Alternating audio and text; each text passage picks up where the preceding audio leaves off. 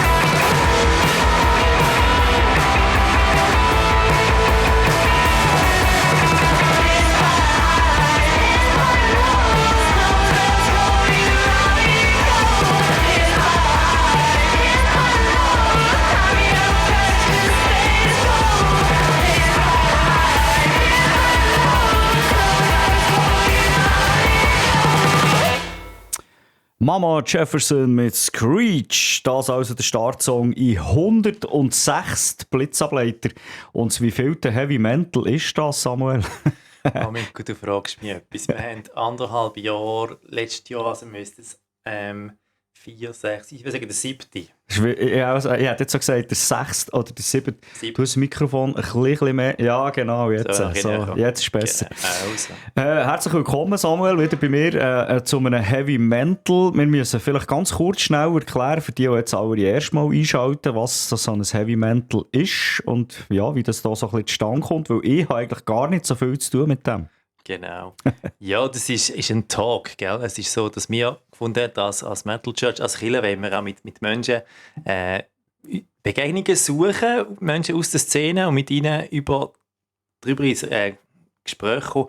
Was ist Metal eigentlich und das, was sie machen in der Szene, sagt das eben als Künstler oder sonst irgendwie, was steckt da eigentlich dahinter? Also ein bisschen hinter die Kulissen schauen, den Mensch als Ganzes und die Haltungen und so weiter miteinander ins Gespräch darüber kommen. Und das machen wir heute Abend genauso. Und wir haben wieder eine pointierte Person aus der Szene, die etwas eine ganz spannende Art macht hier im Gespräch.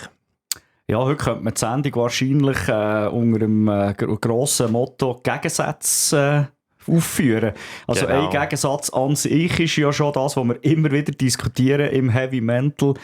Kirche oder Gott und Metal, geht das überhaupt? Heute kommt dann noch ein weiterer Aspekt dazu bei der Person, die da ist. Genau, heute Abend geht es auch noch ums Yoga und Metal, aber vielleicht sind die ganzen Fragen von Spiritualität und so weiter spielen natürlich vielleicht auch. Wir kommen dann mal darauf zu reden, oder wie unser Gast das auch sieht. Genau, den nehmen wir dann nachher rein, oder sie nehmen den nachher rein.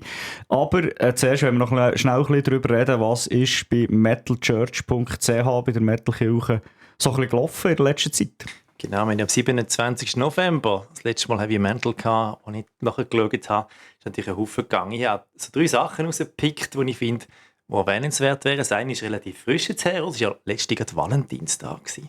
Und uns ist als Metal Church wichtig, eben nicht nur irgendwie so die romantische Seite, sondern zu pflegen, das können Leute machen, wie sie wollen, das ist alles wunderbar und so, aber unser Anliegen ist vor allem auch, dass wir die Beziehungen, die Paarbeziehungen dürfen gestärkt werden und darum haben wir so einen Abend veranstaltet, Socket for the Valentine, also Steckdose für den Valentinstag. Ich glaube, ihr merkt die Anspielung auf die Band, oder? Bullet for the Valentine. Und unser Ziel war, wie einen Abend zu machen, wo man Beziehungen feiern kann, was man genießen, also mit feinem Essen und Trinken, aber auch mit Input, Referat und dann eben Zeiten für die Paar, um miteinander die Beziehung zu reflektieren und so auch Schritte zu tun und auch gestärkt wieder dürfen, in ein weiteres Jahr in eine Beziehung hineinzugehen. Das war das eine so. Genau. Und ich bin natürlich auch unterwegs gewesen, nicht so viel wie vielleicht jetzt den Sommer durch, aber es war das Metal Mama zu Frutigen im Dezember. Propane. Ja, genau. Und? Was sagst du? Ja, es war wirklich laut. Genau, nein, die machen das schon sehr überzeugend. Das hat das brachial und das nimmt dann wirklich drin. Ja, hast nicht zu viel versprochen gehabt, definitiv. Genau, und das war Ice Rock im Basen, 1. Januar-Wochenende.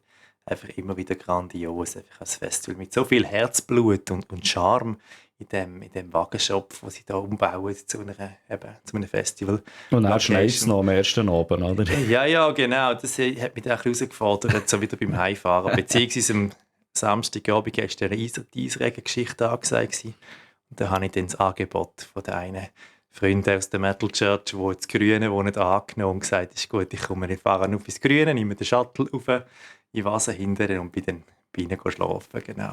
Ja, ist das Eis wieder. Aber es war also schon kriminell gewesen, nur schon vom Bahnhof irgendwie die 100 Meter noch zu ihnen heimzulaufen in dieser Nacht. Das war übel gewesen. Also wirklich Ice Rock im wahrsten Sinn. Dicke Eisschicht auf der Straße. Also ich bin ja genau so am Samstag umgekehrt und habe das Kreuzband, am Sprunggelenk das Band gerissen, weil der Scheichen ist bleiben hängen auf einer Eisfläche. Also ja, ich bin froh, dass dort schon niemandem etwas passiert. Ja, definitiv. Ja, ich habe wirklich nicht gehört, dass etwas schief gegangen ist. Aber ist so, ja, also bettet an dem Abend für verschiedene Leute auf, die noch heimgefahren sind.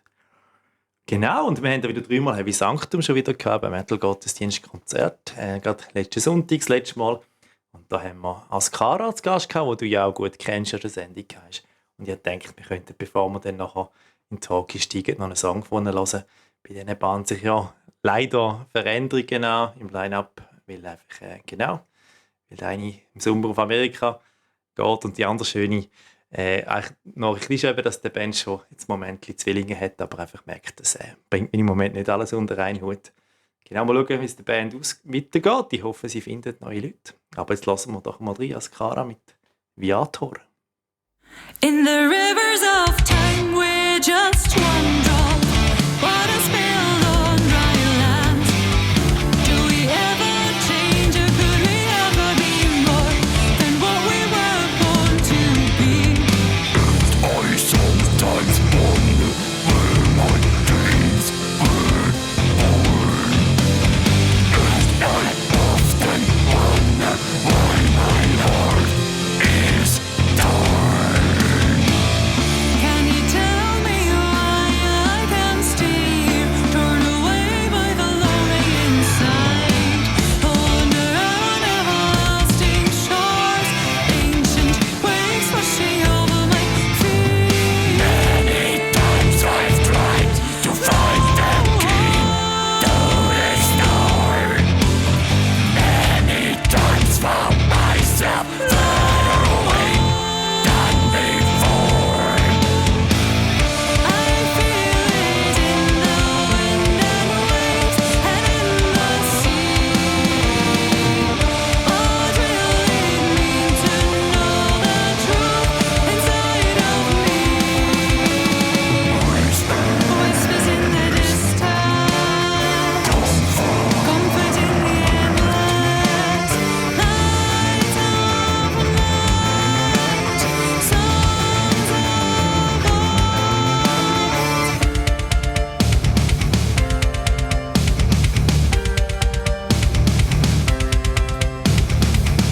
Covered in the velvet dark of the night sky, my spirit soaring heavenward. Guided by the light of innumerable stars, luminescence alluring me. Only strong winds holding me back home. Evil fearless could fly with bones of stone. I feel it in the wind and waves and in the sea. Oh, drilling me to know the truth inside of me. Whispers in the distance, comfort in the endless night of night, songs of old. I feel you in the wind and waves. I hear you calling out my name. I feel you in the wind and waves. I hear you calling out my name. I feel you in the wind and waves. I hear you calling out my name. I feel you in the wind and waves. I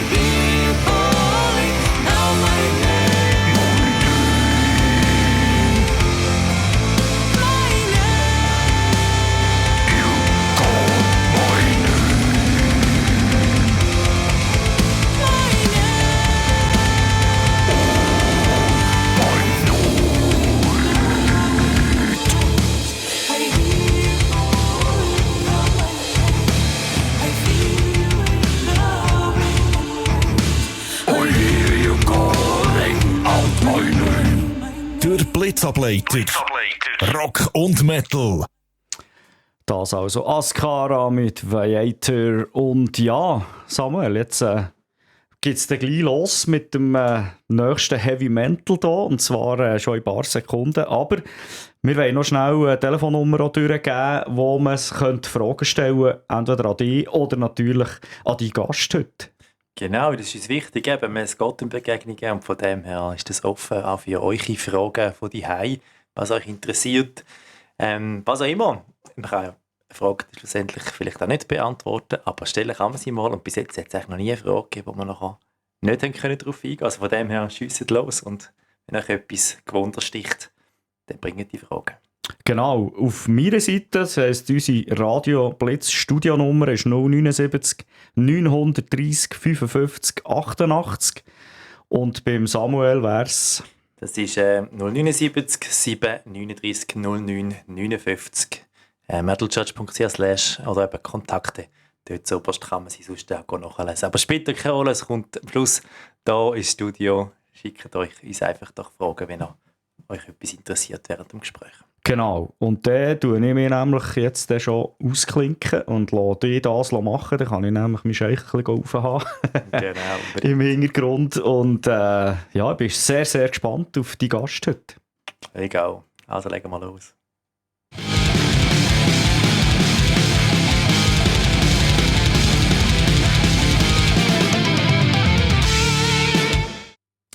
Ja, guten Abend, Anita. Sali Samuel. Ja, Anita, wer bist du? Woher kommst du für die noch nie von dir gehört haben? Steigst gerade mit der grossen Frage ein. Ich glaube, so, wer bist du, ist eigentlich eine riesige Frage, aber ich würde sie mal auf der weltlich kurzen Seite beantworten. Das ist tiptop, den Rest lernen wir, glaube ich, im Verlauf des Gesprächs noch kennen. Ich denke es auch. Ich bin Anita, bin 44 und komme aus Liestal im schönen Baselland. Genau, wenn ich den die letzte Jahr können besuchen, das ist wirklich schön, mit den Haufen Sonne auch. Wir haben es gerade vor davon gehabt, gell? Wir da haben wir den Mikro, das Getränk hat viel Nebel gehabt, und das Kilberg, wo ich wohne, haben wir auch wirklich viel Nebel gehabt. Ich glaube, bei dir sieht das ein bisschen anders aus. Es sieht anders aus. Also das Baselland ist die nördliche Sonnenstube der Schweiz. Und selber bin ich im Aargau aufgewachsen. Also ich kenne das Nebelloch sehr gut. Bremgarten im Aargau ist so die alte Heimat. Und ich muss sagen, ich bin schon ein paar froh, dass ich das tauschen konnte. Ich will nicht mehr zurück. Also wenn man sich einmal an die Sonne, an die Verwöhntheit gewöhnt hat, zurück ist immer schwierig. Das ist definitiv so. Bevor wir etwas von dir hören, wie du aufgewachsen bist und wie du zur Musik gekommen bist, nimmt mich Wunder, was machst du heute? Das Thema, das wir heute Abend gerade haben, Metal und Yoga, das ist nicht dein Lebensunterhalt. Wie kommst du über die Runde? Was machst du, wenn du eben nicht dich mit Metal und so beschäftigst und mit Yoga? Ich habe es gesplittert, dass ich arbeite Teilzeit noch in einem sogenannten Brotjob, dass einfach, weil ich ein recht sicherheitsbedürftiger Mensch bin, die Rechnungen und Bedürfnisse und alles deckt sind und Konzerteintritte, Festivals sind ja auch nicht ganz günstig, also muss ein bisschen Geld ankommen und da bin ich jetzt seit Oktober 2022 beim Kanton Basel-Land bei den sogenannten Ausbildungsbeiträgen. Das heisst, ich darf Stipendiengesuche bearbeiten und je nach Bedarf dann auch bewilligen und das Geld an die entsprechenden Personen in der Ausbildung dann auch überweisen. So Leute beglücken und ermächtigen, um gute Wege zu gehen. Ganz genau, weil das ist etwas mega Wichtiges, weil der einzige Rohstoff, den wir haben in der Schweiz, ist Brainpower und die müssen wir fördern. Das finde ich sehr, sehr wichtig und da darf auch der Staat seinen Teil dazu beitragen. Sehr schön. Aufgewachsen, wie gesagt, im Aargau. Du bist ein Metal-Fan. Mit Herzbruch sieht das ja auch an. Wie ist die Musik in dein Leben hineingekommen? Eigentlich schon sehr früh. Also daheim ist immer mal wieder Musik gelaufen, allerdings kein Metal. Also meine Eltern hören Volksmusik, sind da total begeistert, spielen selber Schweizer Örgeli seit 35 Jahren. Okay. Und ich habe nichts anderes gekannt, damals noch in einem anderen Dorf. Ist dann irgendwann habe ich mal bei den Nachbarskindern David Hasselhoff entdeckt. Hey, da haben wir im Fall eine Gemeinsamkeit. Nein, wirklich? Ja, der Hasselhoff ist ganz wichtig hier. Ja, das war für mich so der erste Ausbruch. So, es geht auch noch etwas anderes. Ich war hin und weg, habe mich da riesig gefreut, habe mich auch reingebracht. Dann ist dann irgendwann mal der Michael Jackson dazugekommen, gleich darüber aber die Scorpions. Und als ich dann das Bravo angefangen habe, regelmässig zu lesen, hat es dann die kleinen Vorschauen gegeben von Alben. Und dort ist mir dann natürlich Guns N' Roses gross im Auge. Das war eine von diesen Bands, Anfang 90er. Ist kein Metal, ist mir absolut klar. Aber es ist Hardrock und Ja. also ich finde, das gehört dazu.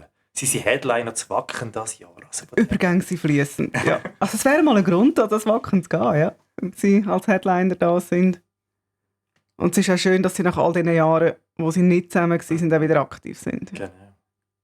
Ja, du hast uns ja Musik mitgebracht auch, also wo wir das Gespräch bitte können das bereichern. Du hast einen Song mitgebracht, der aus der Zeit von Guns N' Roses, Sweet Child of Mine. Was bedeutet dir der Song, die Musik oder überhaupt eben Guns N' Roses? Was verbindest du? Viel.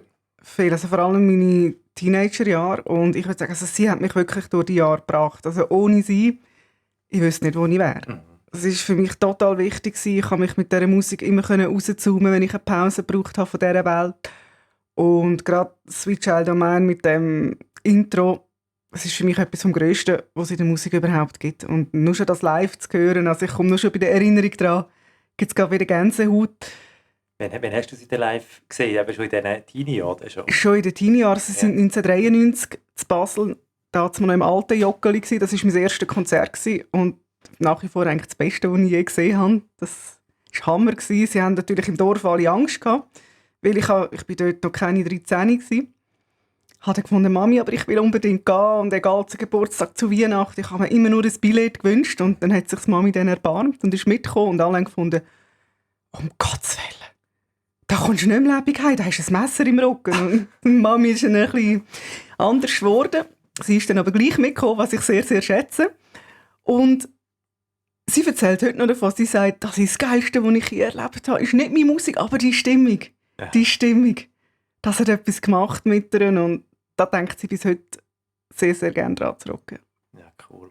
Ja, dann lassen wir doch rein und schauen wir etwas von dieser Stimmung ein bisschen spüren. Vielleicht noch eine Anmerkung, du hast einen Haufen Musik gewünscht, mehr als andere Gäste, oder? Ja, genau. Darum werden wir heute die Songs ausnahmsweise nicht in voller Länge lassen, sondern einfach so einen Ausschnitt. Einfach die sonst die Sendung auch kennen, denken, was, wieso, gibt es jetzt nur gut 2 Minuten oder so.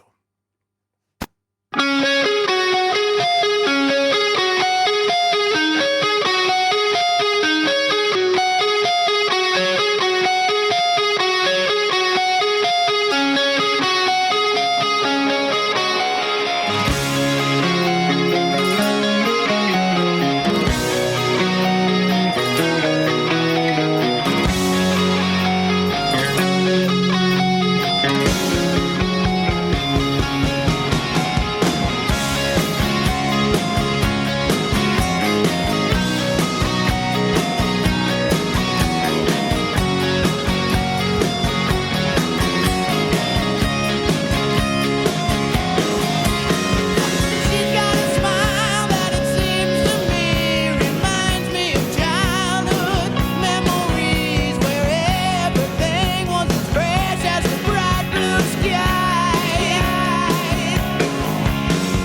Now and then when I see her face, she takes me away to that special place. And if I stay too long, I'd probably break down and cry. Whoa, sweet child of mine. Whoa,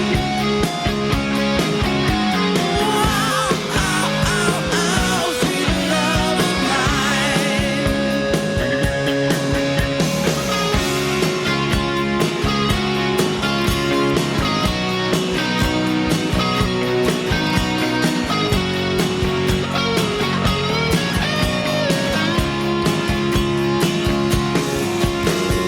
She's got eyes of the bluest skies, as if they thought of rain.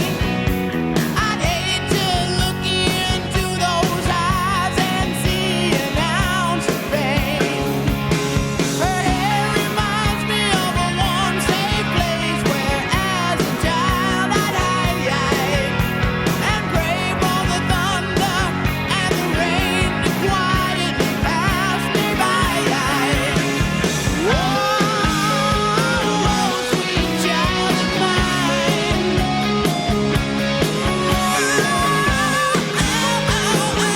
Sweet love of mine.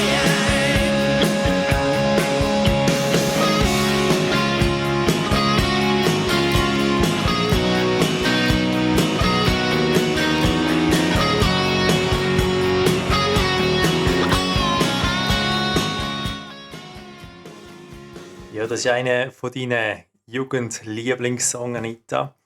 Eine Fingerübung, hast du gesagt, gell, was zum Welthit geschafft hat. Aber eben nicht Metal, nur Hardrock. Wie bist du denn zum richtigen Metal gekommen? Also das, eben, ich meine, du hörst auch eben die ganz harten Sorten von Metal. Wie ist das gekommen? Das ist eben zum einen über das Bravo gekommen.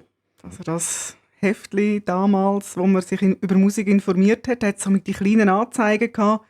Das Plattencover so 2x2 cm nebendran. Ein kleiner Text in noch kleinerer Schrift und dort ist dann plötzlich etwas auftaucht. Mit so einer Platte, wo man eine Mumie drauf gesehen hat. Und ich dachte, ui, was ist echt das? Und es hat mir recht gut getönt. Und wir haben das Bremgarten im Sonnenmarkt, im Einkaufszentrum, das war dort mal eine Rediffusion. Und da hast du die CD abnehmen und Andresen ganz gesagt, kann ich da mal reinhören? Und dann hast du einen Kopfhörer bekommen, sie haben sie reingetan und dann ist es losgegangen. Und das war Sepultura. Okay. Chaos AD. Und dann war es passiert. Wow. Einfach so, und du hast auch gemerkt, das ist jetzt wie nochmal einfach etwas anderes. Kannst du das wie noch nachher oder beschreiben, was es denn ausgelöst hat? Es hat mich einfach im Innersten berührt. Das war so etwas, das durch alle meine Mauern durchgegangen ist und mich wirklich berührt hat. Ja. Und das hat mich seitdem nie mehr losgelassen. Cool. Ja, ich glaube, du bist ja nicht allein, wo das so erlebt. Ich glaube, das können ja die Metaller, glaube ich, können das alle sagen, weil die Musik, glaube ich, schon einen anderen Stellenwert hat als, nochmal als für andere Menschen.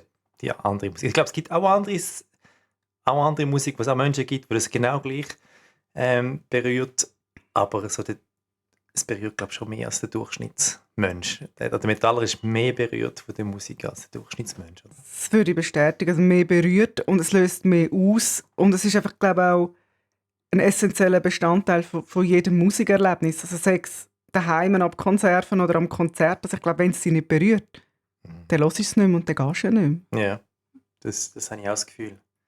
Und jetzt eben sagst du, es berührt uns tiefer. Was ist denn der Metal, wenn es mehr ist? Was macht denn der Metal? Oder was ist so, was ist die Essenz, neben dem, was es berührt, so inhaltlich, haltungsmäßig, kann man das sagen? Oder für dich in der Phase ist es sicher unterschiedlich. Also sicher eine Lebenshaltung, ein Lebensgefühl, aber auch ein Ort der Begegnung. Weil gerade so Festivals, Konzerte, für mich sind das auch Begegnungszonen. Also es geht um Musik und wenn Musik spielt, dann bin ich da auch präsent und höre zu. Aber zwischendrin in der Umbauphase, vorher, nachher, das ist für mich dann die Begegnung mit Menschen. Das ist mir ganz wichtig, einfach das Community-Feeling, die Gemeinschaft. Das ist schon etwas, was den Metal auszeichnet und wo ich empfinde, dass eigentlich von allen getragen wird. Und darum ist auch sehr viel weniger Security nötig. Es gibt weniger Probleme, eigentlich praktisch keine Gewalt. Einmal nicht so, wie ich es erfahren habe. Und das ist etwas, wo mir auch ein Sicherheitsgefühl gibt, wo ich auch weiss, ich kann problemlos, allein und unbelästigt von A nach B gehen oder gehe ganz allein an ein Konzert, zumal man ja eh nie allein ist. Irgendjemand kennt man ja immer, gerade in der Schweiz, wo die Szene so überschaubar ist. Also allein bist du nie. Und die Haltung, die du gesagt hast, kannst du die noch so beschreiben? Was ist denn die Lebenshaltung, die der Metal auszeichnet für dich? Was wäre so essentiell? Also für mich ist es sicher auch nicht nur ein Konsumieren von dieser Musik, sondern auch ein Beitragen, Sex, mal hinter einem Merchstand stehen, wenn irgendwo eine Band spielt, die gerade niemand hat, Sex helfen, Sachen reintragen, wenn man zu früh da ist, was auch immer. Also es ist wirklich einfach ein Beitragen, mein Teil beitragen, dass aus irgendetwas etwas entsteht, weil es ist ja nicht eine Szene, wo man viel Geld macht oder wo viel Geld umsetzt. Da ist ja vieles Herzblut von Fans für Fans und da ist einfach Man- und Woman-Power gefragt, weil ohne das geht es nicht. Man kann keine Löhne zahlen. Genau. Also sie hat schon Geld umgesetzt, aber sie hat auf viel zu viele Leute verteilt, dass es sich nachher kommerziell nicht lohnt. Genau, also du kannst nicht den Brotjob auch noch dort haben, zumal es wahrscheinlich auch ein Rechtsklumpenrisiko wäre. Genau. Ja, du hast eben Sepultura gesagt, wo bei dir so das entscheidende Moment war, wo ich merke, jetzt ist etwas passiert. Du hast diesen Song mitgebracht, Refuse, Resist. Wolltest du da noch etwas dazu sagen, zu diesem Song? Oder gibt es etwas zu sagen, wieso gerade der? Es ist der einfach für mich immer wieder raussticht, wenn ich das Album höre. Also ich habe nach wie vor noch die alte CD von Anno Duzis, die ich mir hier gekauft habe. Die ist in jeder Ausmistaktion hat die immer wieder gestanden. Die habe ich immer mitgezügelt, immer wieder schön ins Regal hineingetan. Ich habe auch lange keine anderen Sepultura-Alben gehabt. Das ist noch spannend. Immer nur das. Ja. und habe das auch immer wieder gelost, weil das wirklich von da war und der war einfach immer so einer, der ganz besonders unter die Haut gegangen ist. Ja, ich sage, lassen wir mal rein. Eben, es ist, als ich ihn gehört habe im Vorfeld, wir sagen, ja, man merkt, dass der Song von da ist, die Produktion und alles so, aber er hat das Feeling, das würde ich ja sagen. Also lassen wir rein. Sepultura, Refuse, Resist.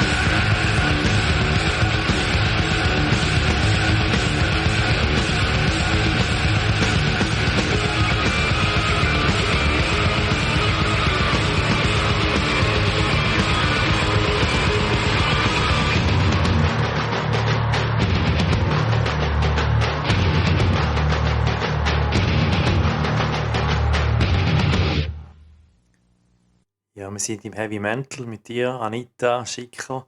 Wir haben zwar gehört, wie du zum Metal gekommen bist. Es gibt ja noch ein grosses anderes Thema bei deinem Leben, das ist das Yoga. Zuerst war Metal, das hast du mir voraus erzählt. Das Yoga ist später gekommen. Wie ist denn das? Wie ist das Yoga in dein Leben gekommen? Das war ganz klassisch. Ich hatte Rückenweh. Mhm.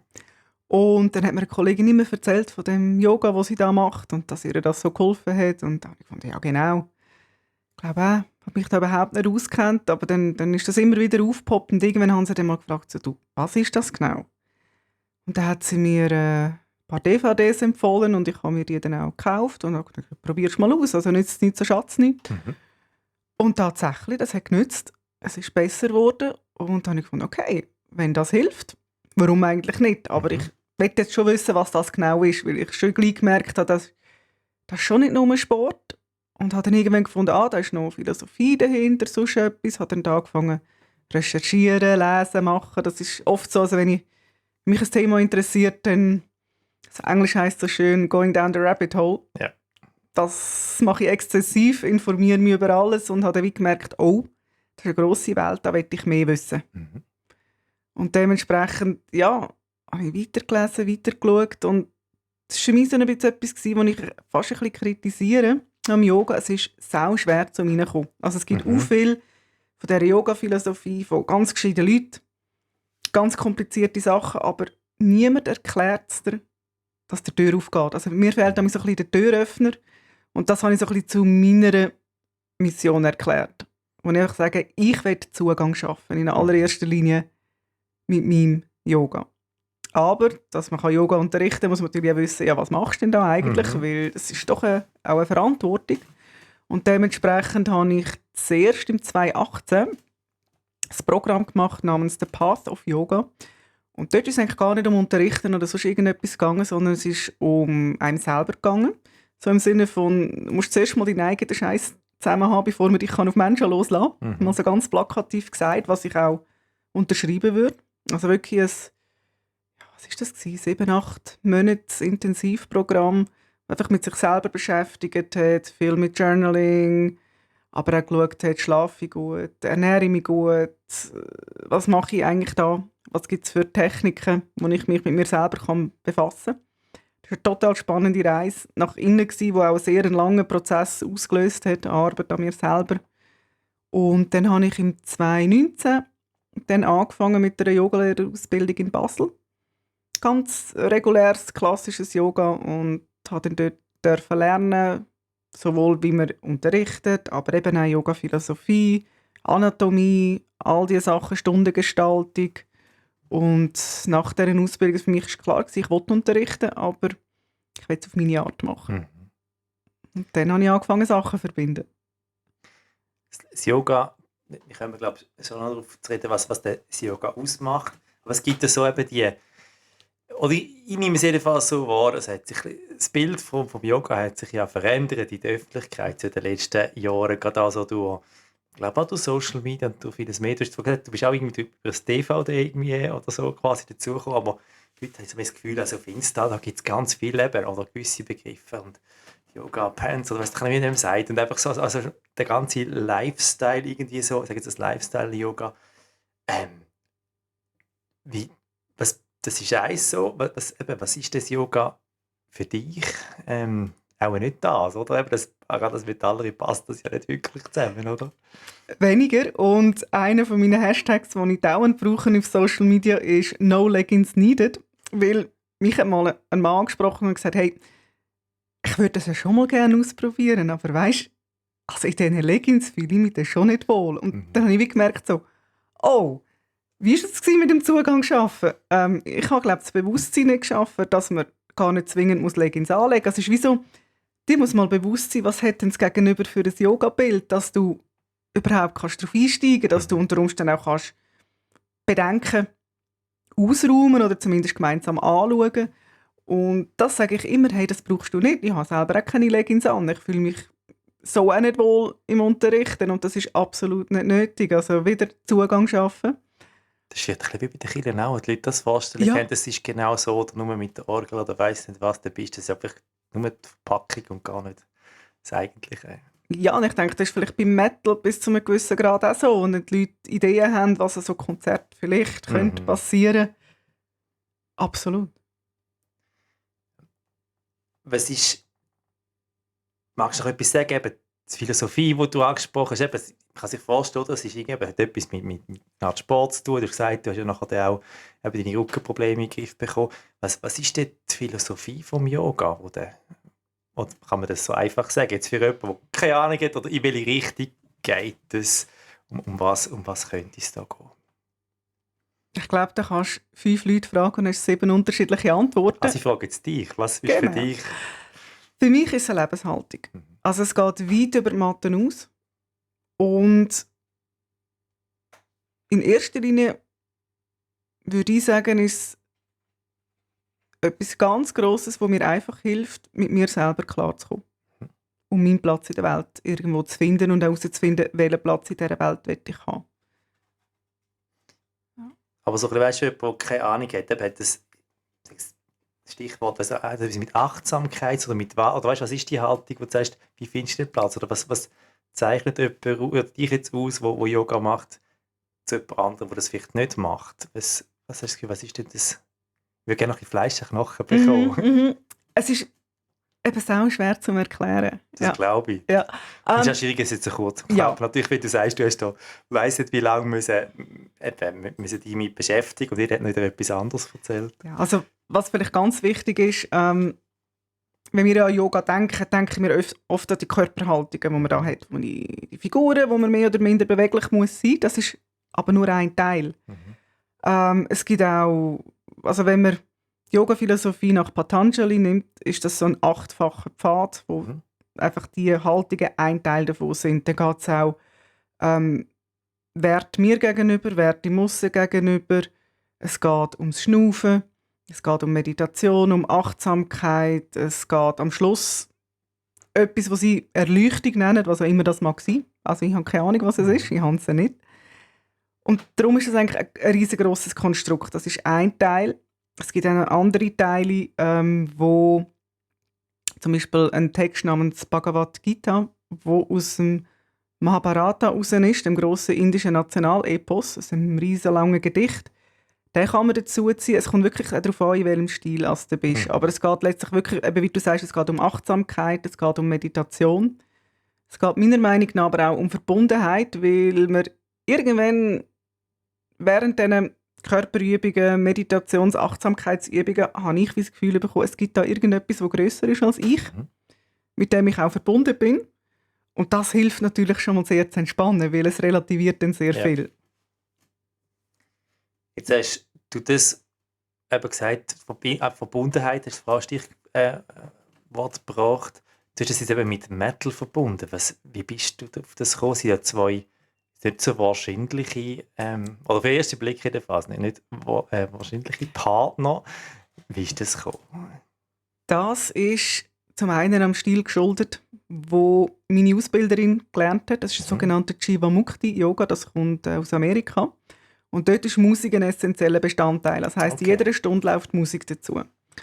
Und in so klassischen Yogastunden hat es dann sehr viel Panflöten, die Yogamusik, die man so kennt. Und das sollte einem entspannen. Und ganz ehrlich, das hat mich scheisse gemacht. Ich konnte nie entspannen, wenn die Keibe Panflöte da gedudelt hat oder was auch immer sie noch vorgebracht haben. Ich habe gefunden, ist jetzt wunderbar, ich sollte mich entspannen, aber ich reg mich kotzlausig auf. Und gleichzeitig, wenn ich Metal höre und an die Konzerte gehe, dann werde ich handsam. Also hast du eine scheiß Woche gehabt, gehe ans Konzert, lande gepflegt von der Bühne anschreien und es entspannt sich alles. Okay, also warum denn nicht die Musik, die mich stört und mich nervt, gegen die Musik ersetzen, die mich entspannt? Und vielleicht finde ich ja Leute, die ähnlich verdrahtet sind im Kopf, was funktioniert. Und tatsächlich, es hat funktioniert. Sehr cool. Du hast uns jetzt noch ein Lied mitgebracht, das ja überhaupt nicht mit Yoga zu tun hat, aber vom Titel her etwas mit dem, eben, wie du Yoga machst mit den Menschen. Erzähl, Lotti. Was hast du für einen Song mitgebracht? Ich gehe davon aus, du spielst auf Nirvana an, Ja, genau. auf Come As You Are, weil das ist mir mega wichtig. Jede Person, egal wie sie ist willkommen. Egal, ob man vorne runter mag bis zu Zechen oder nicht. Egal, ob man alle Haltungen machen kann oder keine. Es sind alle willkommen in der Art, wie sie sind. Und ich stelle meine Stunden auch immer unter Monatsthemen, wo ich ein bisschen Sachen erzähle, weil halt im Jivamukti-Stil auch die gewissen Teachings auf der sprachlichen Seite auch dazugehören, dass man auch noch einen geistigen Input gibt. Ob man das überhaupt annimmt oder wie viel, ist einfach gleich.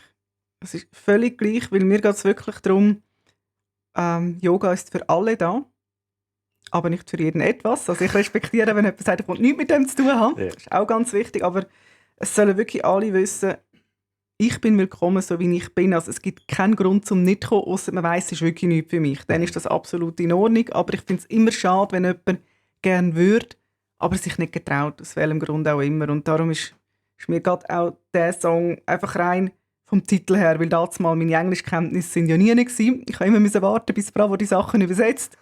Und dann ja, man bestenfalls mal gewusst, was so ein Titel bedeutet. Und Come As You Are ist wirklich auch weit über das Yoga aus so wichtig, weil es ist etwas vom Wichtigsten gerade in der heutigen Zeit, dass wir die Menschen akzeptieren und annehmen, so wie sie sind. Das kann ich voll unterschreiben. Come As You Are.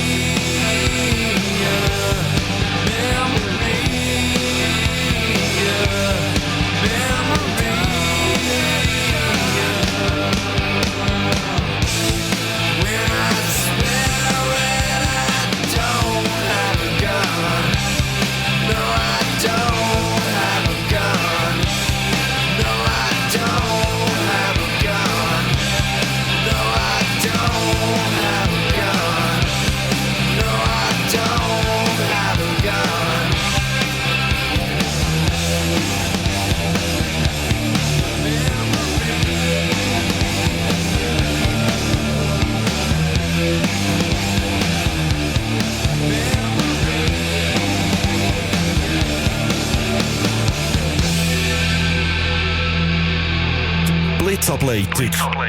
Rock und Metal. Ja, wir sind im Blitzableiter und um Thema Heavy Metal. Und wir sind ja vielleicht ein bisschen drin im Talk mit Anita. Ich wollte euch die Heime heute daran erinnern, dass ihr die Möglichkeit habt, eure Fragen auch uns hier ins Studio zu schicken. Entweder aufs Radio Blitz Handy 079 930 55 88 oder aufs Streaming-Handy von der Metal Church. Das ist 079 739 0959. Wir sind zumindest in der Frage vom, eben, was ist eigentlich Yoga und so drin. Und du hast gesagt, eben, man kann kommen, und das ist wichtig, dass man kommen kann, wie man ist. Wir haben auch etwas gehört, dass es mehr ist als nur Sport, dass auch mit eine Philosophie dahinter ist. Du hast es verbunden mit Metal und da so das Erste, was mir auffällt, der ist ja zum Beispiel, dass es gibt eine Haltung im Metal, eine Fingerhaltung, die sehr dominant ist. Die Mano Canuta, die gehörende Hand. Ich meinte, die spielt im Yoga eine gewisse Form vom Yoga, glaube auch eine Rolle, oder so Handhaltungen und so. Kannst du da etwas dazu sagen? Oder was auch aus dem Hintergrund eben die gehörende Hand bedeutet? Oder was bedeutet sie vielleicht jetzt auch jetzt für dich heute in dieser Kombination? Also sicher zum einen ein kleines Gimmick. Das heisst, gerade im aktiven Vinyasa Metal Yoga, wenn du immer die Hände frei hast, hast du natürlich deine gehörnte Hand. Es gibt aber auch im Yoga etwas, was sich Hand-Yoga nennt. Das sind sogenannte Mudras, wo man so Fingerhaltung macht. Man kennt so die einen so ein bisschen vom Meditieren her, wie man so da sitzt. Und diese Haltung ist spannenderweise ein Mudra. Und zwar eins für die Entgiftung, was ich natürlich recht lustig finde im Zusammenhang gerade mit Metal oder an einem Festival, wo vielleicht je nachdem bei der einen oder anderen der Alkohol fließt. Und wenn man dann mit dieser Haltung ein bisschen zur Entgiftung beitragen kann, ist es sicher auch nicht verkehrt. Ich möchte noch eines einhaken zuvor, eben wegen Yoga ist Sport, aber es steckt mehr dahinter. Es kann aber auch nur Sport sein. Weil sonst würde es sich ja nicht mit dem Commercial vertragen. Wenn Yoga für dich nur Sport ist, ist das absolut korrekt. Und ich finde es auch schade, weil vielfach wird dann in der Yoga-Szene gesagt, wenn du mehr willst, tust du dich mit der Philosophie beschäftigen. Aber das tut wie der Mensch dort, wo er steht, abwerten will. Es gibt ja mehr, wo etwas Höheres ist und das finde ich absolut nicht richtig. Weil meiner Meinung nach holt dich Yoga dort ab, wo du bist. Und wenn das nur Sport ist, nur in Anführungszeichen, ist doch super. Es braucht nicht mehr. Wenn das richtig ist, braucht es nicht mehr. Das ist interessant, weil eben so in diesen Kreisen, wo ich aufgewachsen bin, ich kann sagen, fromm-christliche Kreise, ist Yoga dann natürlich schon etwas so sehr Suspektes gewesen, weil das kommt aus dem Osten und für die meisten wie klar gesagt, das hat aber eben, das ist eben mehr, das ist doch eben nicht nur Sport, sondern das kommt aus einer anderen Religion, da geht es letztlich, wenn man tiefer geht, quasi um Anbetung von anderen Göttern oder so. Wie hast du das, wie siehst du das, was hast du in der Ausbildung gelernt oder wie, eben, du hast gesagt, nein, für dich kann es eben etwas völlig anderes, es kann nur Sport sein. Wie nimmst du das wahr in der, kann man sagen, Yoga-Szene, in dieser Vielfalt? Wie ist das mit Yoga und Religion? Ich habe es als völlig undogmatisch empfunden. Also Religion in dem Sinne war nie ein Thema gewesen. Es ist auch keine Voraussetzung, dass man eine Yogalehrerausbildung machen darf oder dass man sie besteht. Also da gibt es nichts, wo man irgendwie müsste konvertieren müsste. Gewisse Haltungen haben natürlich Namen drin. Also es gibt zum Beispiel Shiva Nataraja, der Tänzer, der auf den Hindu-Gott Shiva anspielt. Aber das ist einfach nach dem tanzenden Shiva benannt. Aber die Haltung hat jetzt nicht irgendwie einen religiösen Zusammenhang. Und das ist auch keine Anbetungsform oder was auch immer. Also es ist völlig frei von dem. Das hätte ich so nie erfahren. Es hat natürlich gewisse Nähe, eine gewisse Überschneidung. Gerade auch in der aktuellen Politik in Indien, wo man natürlich das Yoga sehr für den Hinduismus auch instrumentalisieren. Wo ich es auch sehr, sehr wichtig finde für uns europäische Yogalehrer, dass wir uns dessen bewusst sind, dass wir auch wissen, für was steht ein Welt-Yoga-Tag, was tun wir da unter Umständen mittragen, mitpropagieren und weiterverbreiten. Also da muss schon sehr viel Bewusstsein geschaffen sein. Aber ich denke, man kann das so aufladen, wie man das will. Das kommt einfach auf die Person drauf an, die unterrichtet. Und da finde ich es auch sehr wichtig, dass ich mich gut informiere, wenn ich neu hingehe. Was ist das für ein Studio? Für was stehen die? Was machen die da? Vielfach, also steht ja auf der Website schon sehr, sehr viel. Und sonst merkt man es spätestens in der Probestunde, wie läuft das dort und entweder es groovt oder es groovt nicht. Genau.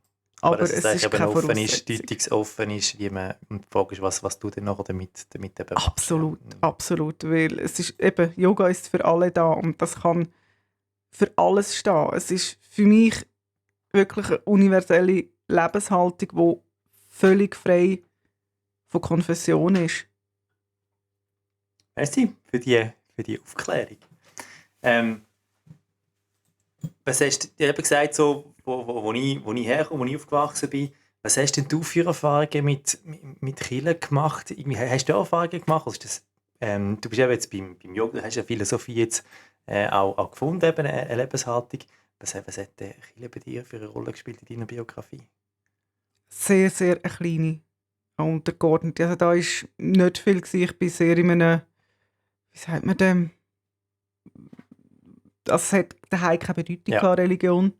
Gar nicht. Also es hat vielleicht Hochzeiten gegeben, es hat Taufen gegeben, es hat Beerdigungen gegeben.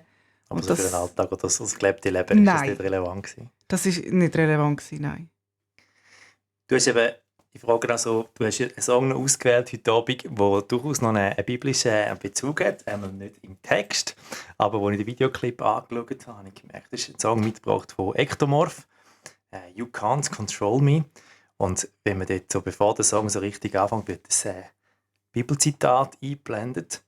Ich habe dann gemerkt, es kommt mir nicht ganz bekannt vor, oder beziehungsweise hat es ein paar Aussagen drin, die mich irritiert haben. Und tatsächlich ist es eben nicht vermeintliches Bibelzitat, sondern ein Zitat aus einem Quentin Tarantino-Film, aus Pulp Fiction, wo eben da der eine, der Jules Winfield, immer, wenn er jemanden umbringt, eben das quasi das Bibelzitat zitiert. Es ist halt einfach ein abgewandtes, es geht um «And I will strike down upon thee with great vengeance», eben da mit die Rache-Philosophie, wo da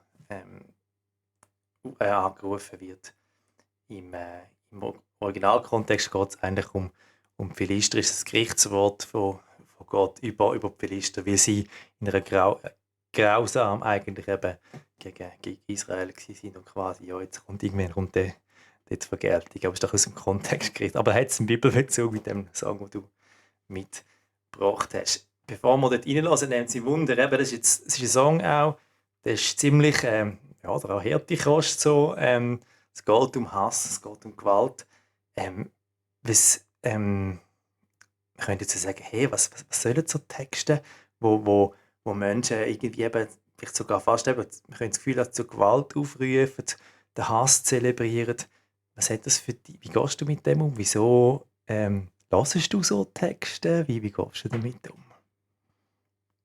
Es ist eine Emotion im menschlichen Spektrum und das ist etwas, was ich am Metal extrem schätze. Er ist brutal ehrlich Ja. und er beschäftigt sich mit allem.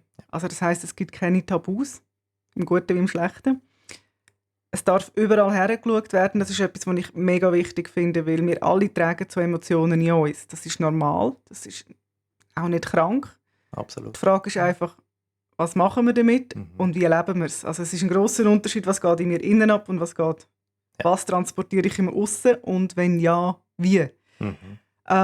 Sebastian Fitzek hat das so schön gesagt, wo man ihn mal gefragt hat, wie hast du die Ideen für deine blutigen Thriller? Und er sagt, ja, solange ich nur darüber nachdenke, bin ich ja noch gesund.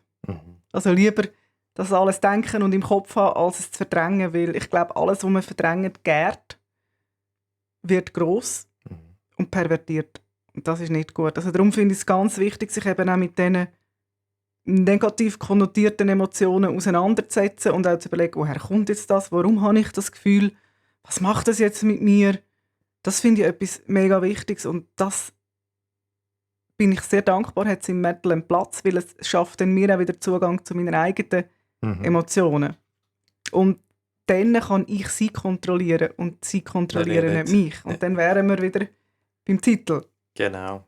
Und ich finde es auch wichtig, sich nicht kontrollieren zu lassen. Also weder von Menschen, aber vor allem nicht von uns selber, weil unsere eigenen Gedanken, unsere Trigger, unsere Emotionen, die können uns brutal in ein Gefängnis versetzen, wenn wir uns ihrer nicht bewusst sind und wenn wir nicht wissen, wie wir sie beherrschen können. Und das ist etwas, wo ich dank Yoga und Meditation gelernt habe. Cool. Ja, also ich bin voll bei dir, dass die Sachen eben einen Platz haben. Ich glaube auch dort, wo man wie nicht den Raum oder ja, eben nicht so, wie du es auch beschrieben hast, eben nicht einen guten Umgang findet und dann macht es etwas mit einem. Das denke ich auch. Es gibt für mich gleich gewisse Texte, wo ich dann finde, so, ist das jetzt ein konstruktiver Umgang oder so? Genau, natürlich so. Aber im Grundsatz bin ich mega froh und bin ich voll bei dir, dass das mega wichtig ist, dass die Sachen eben nicht verdrängt werden. Auf jeden Fall. Eben, ich finde, alles hat Grenzen. Also man kann dann auch nicht immer alles irgendwo nur unter dem Ding von Künstlerische Freiheit und Expressivität. Was auch immer. Also, man muss sich dann halt einfach unter Umständen bewusst sein, was mache ich da und was biete ich für einen Interpretationsspielraum? Will ich denn das? Ja. Es oder hat ich frage, Grenzen. was ist Bühne und was ist... Also ich habe mir auch schon überlegt, weißt du, die Songs für die Künstler selber, oder weißt du, im Bandraum, ich glaube, das ist sowieso, das ist wenn ich sage, wenn ich mit Gott rede, und dort muss alles Platz haben, unbedingt. Und ich finde, das sehe ich in der Bibel eigentlich auch, gerade in den Psalmen so. Aber es ist natürlich noch die Frage, eben, was ist denn wie öffentlich, oder was inszeniert man und was macht man, löst man mit dem, wie du hast so die die geht wandert dann auch, oder? Ja, und da kommen wir dann auch zu einem für mich auch weiteren sehr wichtigen Punkt, nämlich der Kontext. Weil ich glaube nicht, dass irgendein Song, ein Kunstwerk, ein Gemälde einfach per se für sich stehen kann. Alles ist immer in einem Kontext und sagt ja nur von der Zeitgeschichte. Ja. Und das darf man nicht vergessen. Und oftmals geht es vergessen in Diskussionen, die aktuell sind, wo man vielleicht auch sagt, irgendetwas, nehmen wir ein beliebiges Buch, wo man sagt, heute würde man das vielleicht nicht mehr so schreiben. Ich halte aber nichts davon, um es zu verbieten, Ja. sondern wäre es nicht besser, wenn wir es gleich nehmen würden und wir einfach den Kontext liefern und sagen, schaut, das ist dann geschrieben worden zu dieser Zeit und dann haben die und die Werte sind hier gelebt worden, das ist die und die Zeit gewesen, da hat man vielleicht auch Sachen anders angeschaut als heute. Und ich würde uns heute nicht unbedingt besser anstellen, sondern einfach sagen, anders. Und im heutigen Kontext würde man es vielleicht nicht mehr so formulieren, aber dann können alle etwas lernen. Dann lernt man eben die Kontextverortung und tut nicht etwas rausreißen, isoliert betrachten und dann Zensurieren und vielleicht verdrängen. verteufeln. Das finde ich ganz, ganz schwierig. Ja. Ja, also wir lassen mal den Song an, den wir jetzt angesprochen haben. Ectomorph, You Can't Control Me.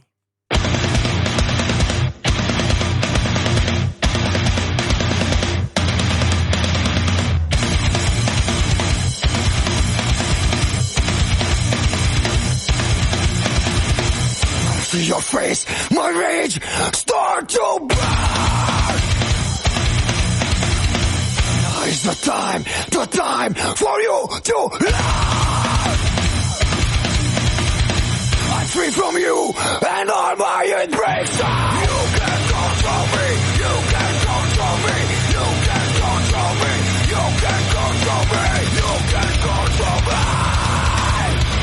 you can control me.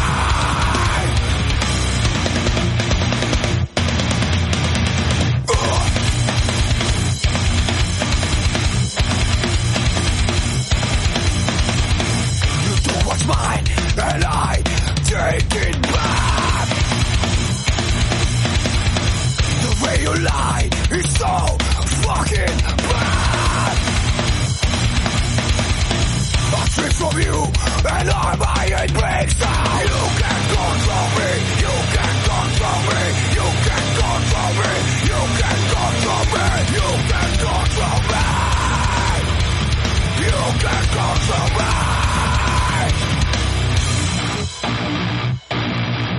Tell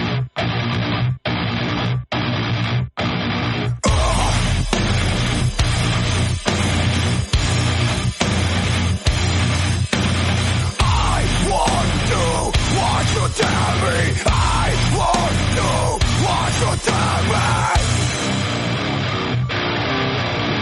you can control me, you can control me, you can control me, you can control me, you can control me.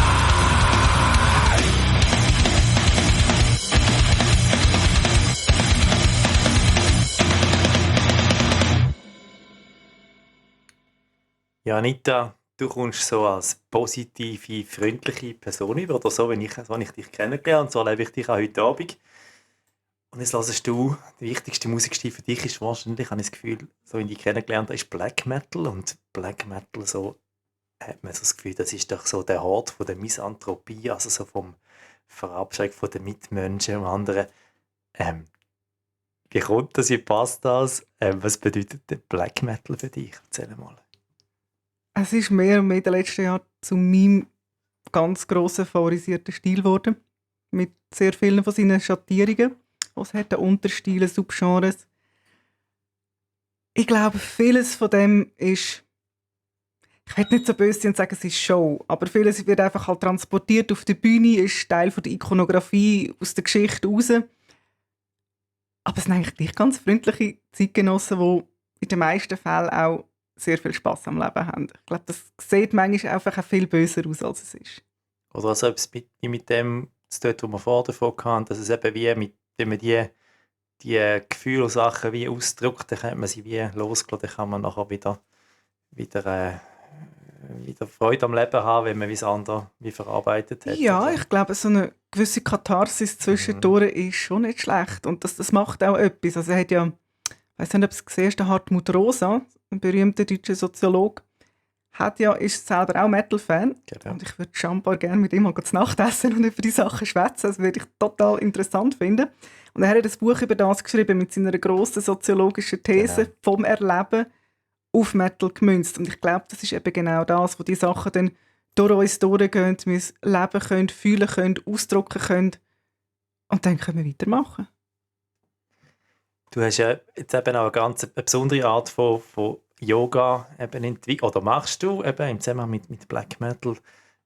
Black Metal Yin Yoga, gell, heisst es.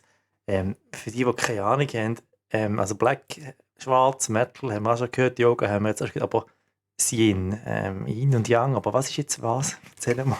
Also das hat mit Yin und Yang in dem Sinn, Gar nichts zu tun. also mit dem Symbol hat es nichts zu tun, Ja. sondern Yin-Yoga ist eigentlich nichts anderes als ein sehr passiver Yoga-Stil. Für jemanden, der nicht weiss, was es ist, sage ich man einfach liegen und schnaufen. Mhm.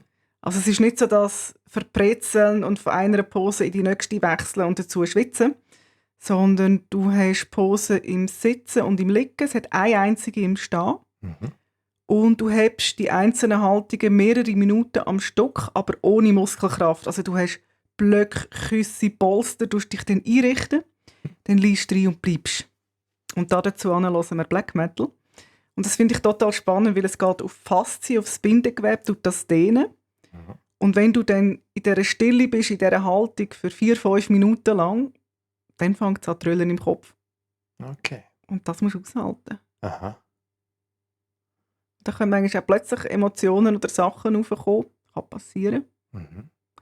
Und für mich ist Black Metal etwas, das dem Raum bietet und mich in dem hebt Mhm. und mich auffängt. Spannend. Wie bist du dazu gekommen, dass, eben, es ist ja wirklich jetzt nochmal spezieller, das ist ja nicht einfach so, also da gibt es eine Geschichte dahinter. Oder? Da gibt es eine Geschichte dahinter. Und zwar war das an einem Morgen auf dem Weg zur Arbeit. Schätze morgen am 7. Ich habe nachgedacht, mein Yoga, mein Angebot. Ich habe Black Metal auf dem Ohr gehabt. Und ich hatte einen Rucksack, wo Träger über die Schulter gegangen sind. Und ich habe den einen Song gehört und dann hat es gemacht. Es hat sich alles entspannt. Und ich sage, wow, das ist genau das Gefühl, das ich in der Yogalehrerausbildung im Yin-Yoga erfahren habe. Und mich total fasziniert hat. Ich habe den Yoga-Stil vorher nicht gekannt. Und wir haben im Rahmen der Ausbildung in verschiedenen Stilen, verschiedene Klassen dürfen besuchen, mitmachen und haben dann ein Protokoll darüber geschrieben, was haben wir erlebt. Und das hat mich ungemein fasziniert. Das Entspannen, weil ich das nicht kenne. Ich habe das nie gelernt daheim, ich habe das nie gemacht. Und dann komme ich dort hin und werde gezwungen, 1,5 Stunden mich einfach still zu haben und zu entspannen. Und dann habe ich Atmospheric Black Metal gelost. Zum Teil eben auch das Depressive Suicide Black Metal. Und das hat mich brutal entspannt. Dann dachte ich, warum nicht die zwei Sachen kombinieren? Ich weiss, es ist noch viel extremer, als was ich sonst schon mache. Und ich habe mir noch gedacht, wenn ich 2 Leute finde, die das freiwillig mitmachen, dann habe ich es geschafft. Dann habe ich alles erreicht, was ich erreichen wollte.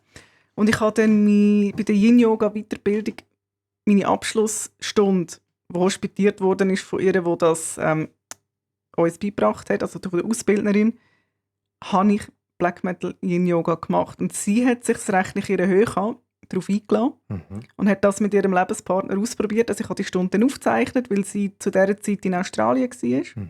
Und habe ihr das Recording dann geschickt, auch mit der Playlist, und einfach gesagt, ich stelle es dir frei. Ob du das ausprobieren willst oder nicht.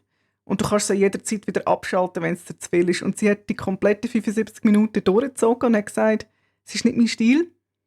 Ich würde das, glaube ich, nie so unterrichten oder auch besuchen, aber ich merke, dass es etwas macht. Und das war ein cooles Erlebnis gewesen, und das hat mich sehr gefreut. Mega interessant. Ich würde sagen, wir hören doch einmal so ein Stück an, das du eben stilmäßig mitgebracht hast. Winter Cold, La Tristesse durera toujours.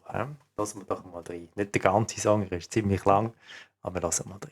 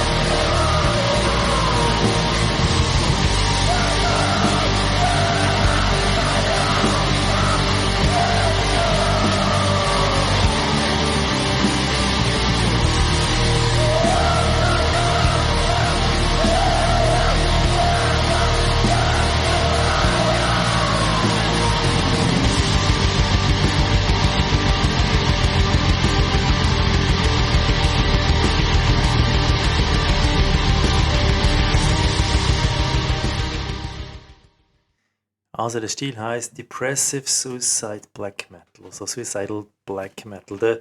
Wenn ich jetzt das Deutsch übersetze, dann kommt, ich habe schon das Gefühl, da dreht durch Warnglocke, also depressives, Selbsttötungs-Black Metal.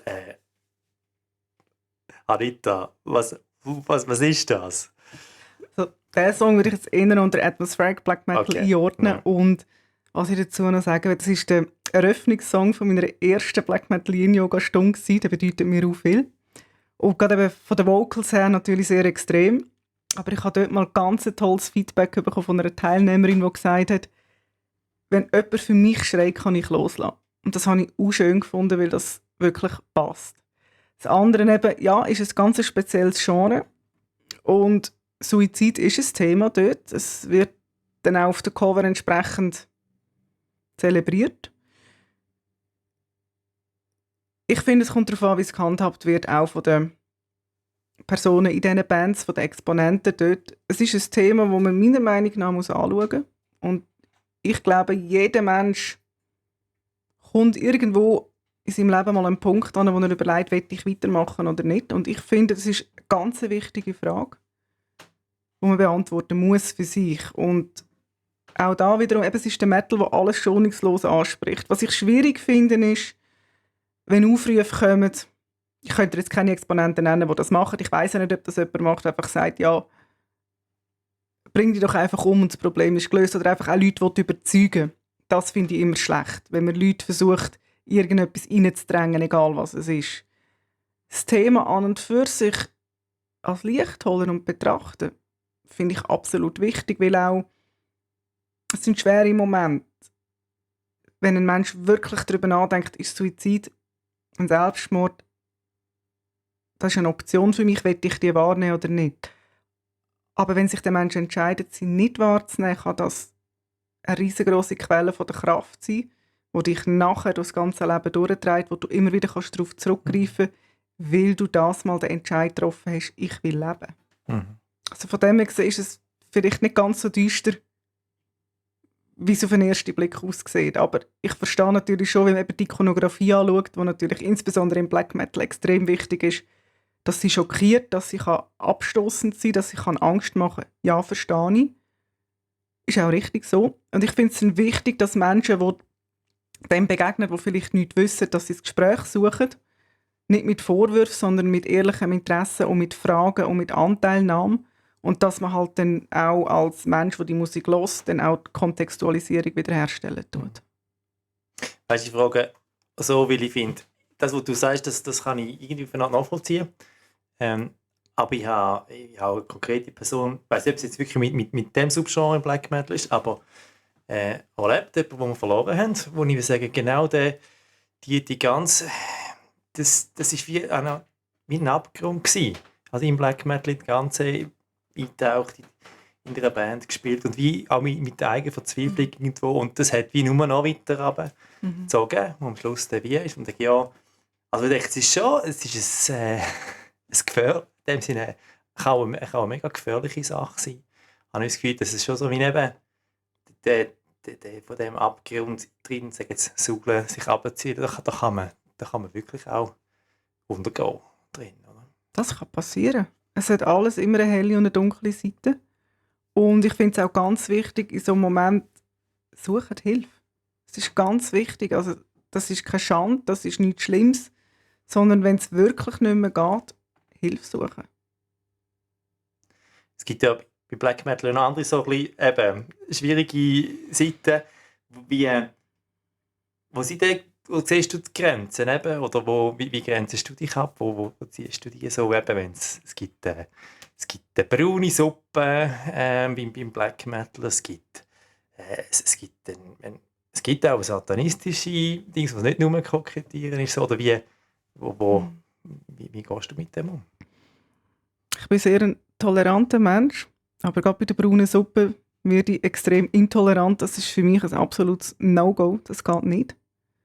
Weil, auch wenn Black Metal misanthropisch ist, aber ich finde, Menschen sind etwas sehr Wertvolles und wenn es dann in einen Bereich geht, wo man anderen Menschen das Existenzrecht abspricht, dann ist es für mich vorbei mit der Toleranz und der Menschenliebe in dem Sinn. Also das unterstütze ich nicht. Da gibt es von mir keinen Support, kein Geld, keine Plattform, gar nichts. Was ich wichtig finde, ist, wenn jemand halt in diesen Bereich sich hineinbegibt, nicht den Kontakt abbrechen. Weil dann isoliert sich die Person. Und dann geht es nicht mehr. Klar, es wird je nach Äußerungen wird es sehr schwierig, einen Umgang zu pflegen.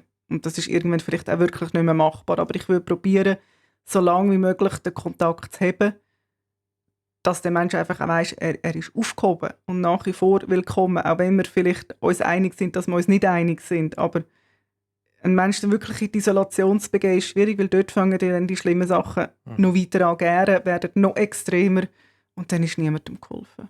Aber keine Toleranz für die braune Suppe. Also ich will das Schwarz als Farbe haben und nicht das Braun. Mit Braun kann ich nicht anfangen. Ich habe gemerkt, abonniere heute mal das Subgenre, das du vorher beschrieben hast, eben das Depressive Suicide. Wie sagt man es eigentlich? Suicidal? Oder was ist es? Suicide? Ja. Depressive Suicide? Black Metal? Also nicht als Adjektiv, sondern als Es gibt Substantiv. wahrscheinlich beides. Ist ja egal. Ich habe heute gegoogelt, da bin ich auf eine Bandliste gekommen und da ist ja plötzlich immer, ja, da gibt es also Bands hier, ist eine Sync, also gesehen, zum Beispiel, glaube Forgotten Tomb, so, wo, glaube ich, Bern mal hätte spielen und dann gesagt, nein, die eine haben sie spielen lassen und dann gesagt, nein, das ist eben so eine Uni-Band, so, eben, es ist nicht weit weg im Black Metal, je nachdem, ja. So, man muss schon einfach hinschauen. Ja, und es wäre wirklich gut, wenn man genau hinschauen würde, weil ich glaube auch daran, dass Menschen sich ändern. Und je nach Äußerungen, die man vielleicht früher, vor 15 Jahren mal gemacht hat, heisst das nicht, dass die heute immer noch Bestand haben. Also eben da auch wieder kann ich nur aufrufen, Kontext. Ja. Das ist ganz, ganz wichtig, weil so Sachen hängen nachher, es bleibt immer etwas hängen. Und das kann dann eine Band wirklich aber auch verfolgen. Und das ist etwas, wo ich finde, wenn man so etwas eröffnet, muss man sehr, sehr sicher sein und sehr viel wissen und es belegen können und unbedingt auch Gespräche suchen, was leider oft nicht gemacht wird. Ja. Und das finde ich sehr, sehr schade, weil das weitreichende Folgen hat für alle Beteiligten. Also von der Band selber, von der Location, vom Catering, der Umsatz machen will, von den Fans, die sich gefreut haben. Also Kontext ist ganz, ganz wichtig und eben auch finde ich es schwierig, wenn man Aussagen von Anno Dutzis zementiert und sie unumstößlich da lässt und sie nicht in den Kontext setzt. Also ich masse mir da kein Urteil an, aber ich finde es wichtig, dass man wirklich genau heranschaut. So im Sinne von jeder hat auch eine zweite Chance verdient. So in die Richtung auch.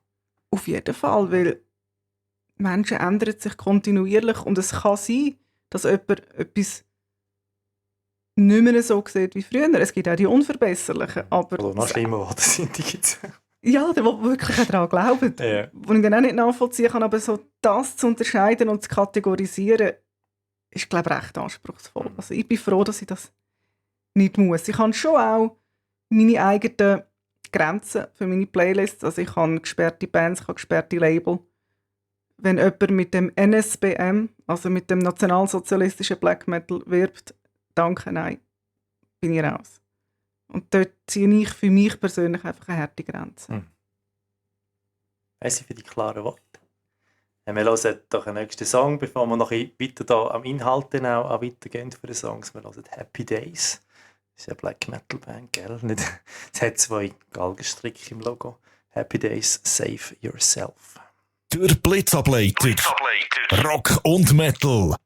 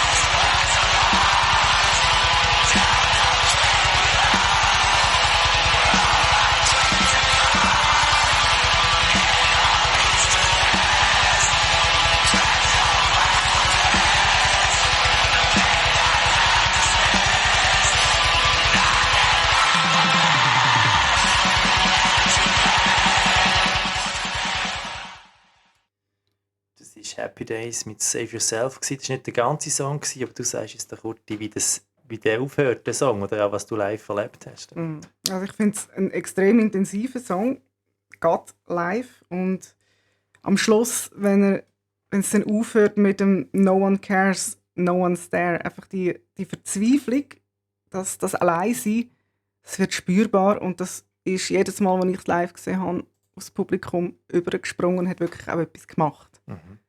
Sind wir eben wieder dort, Metal bewegt, es geht tief, es geht unter die Haut. Und das ist ein Song, den ich inhaltlich auch sehr spannend finde. Also eben, save yourself. Du musst dich selber retten. Das kann niemand für dich übernehmen. Und es ist oftmals sehr schwierig, oder? Es ist gerade im Song selber ist von Verrat reden, von zurückgelassen werden.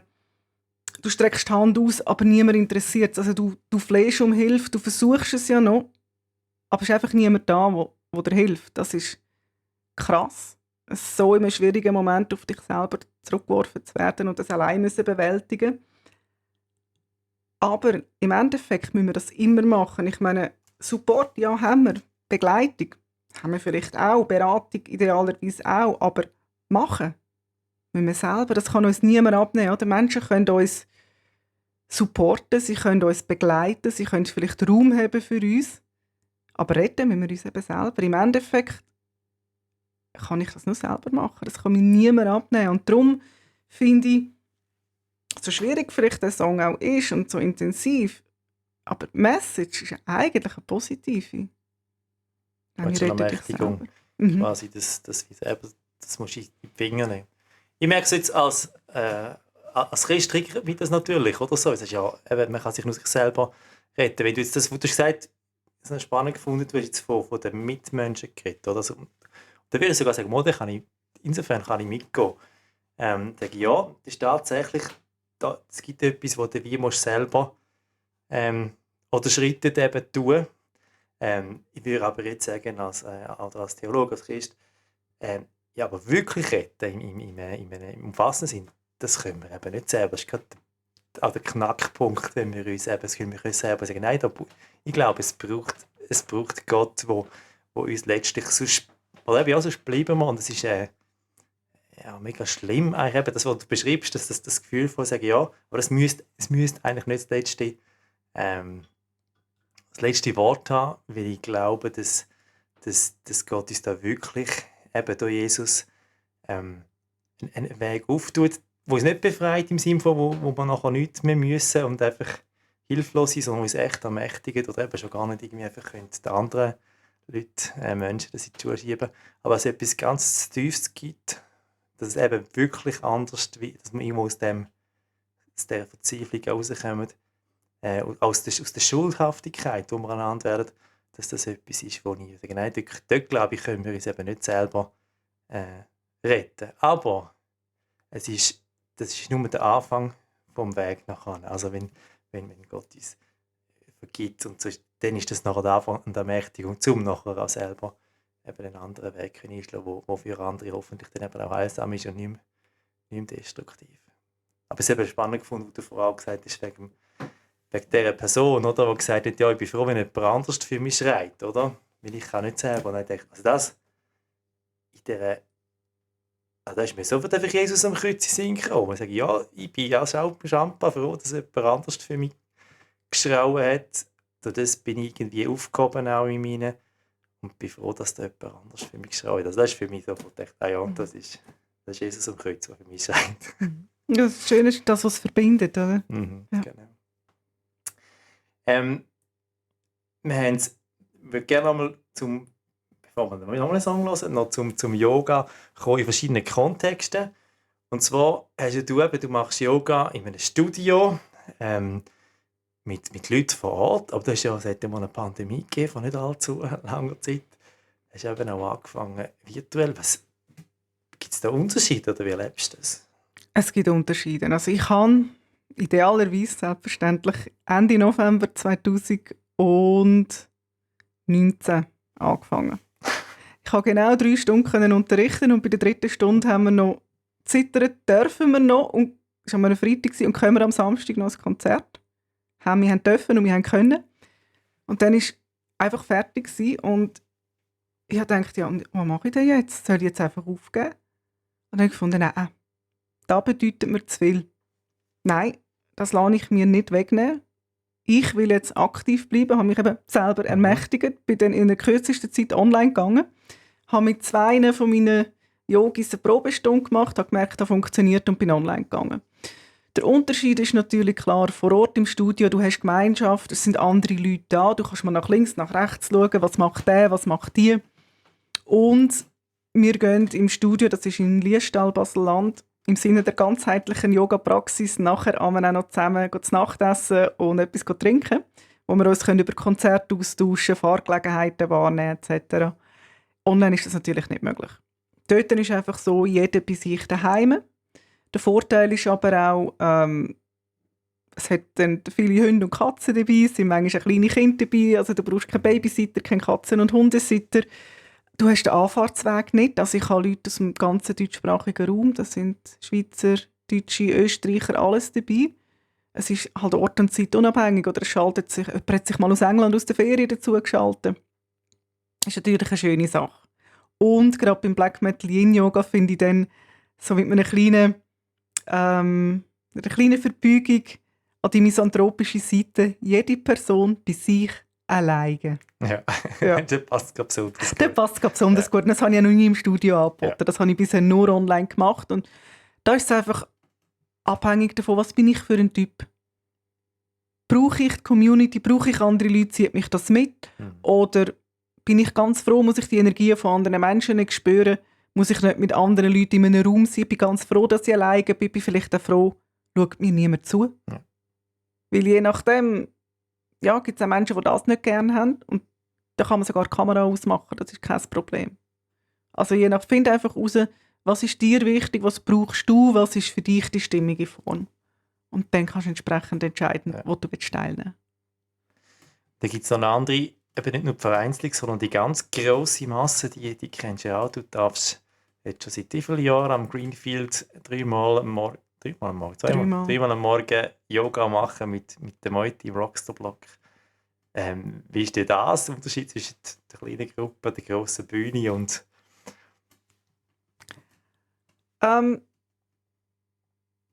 Komplett anders und eigentlich doch nicht. Weil jeder, der kommt ja als Einzelperson. Und ob ein Mensch da ist oder 1000, du unterrichtest. Aber die Menge macht natürlich auch etwas. Und es hat dann wirklich zum Teil, haben dann auch schon die Yogis am Grünfield übernommen und haben dann selber noch etwas daraus gemacht. Und ich habe mich da einfach darauf eingeladen und irgendwann die Energie wieder zurückgeholt und der Lead. Und da passiert etwas. Und wenn da natürlich, ich habe nie gezählt, aber es werden vielleicht je nachdem schon die 150, 200 Leute sein.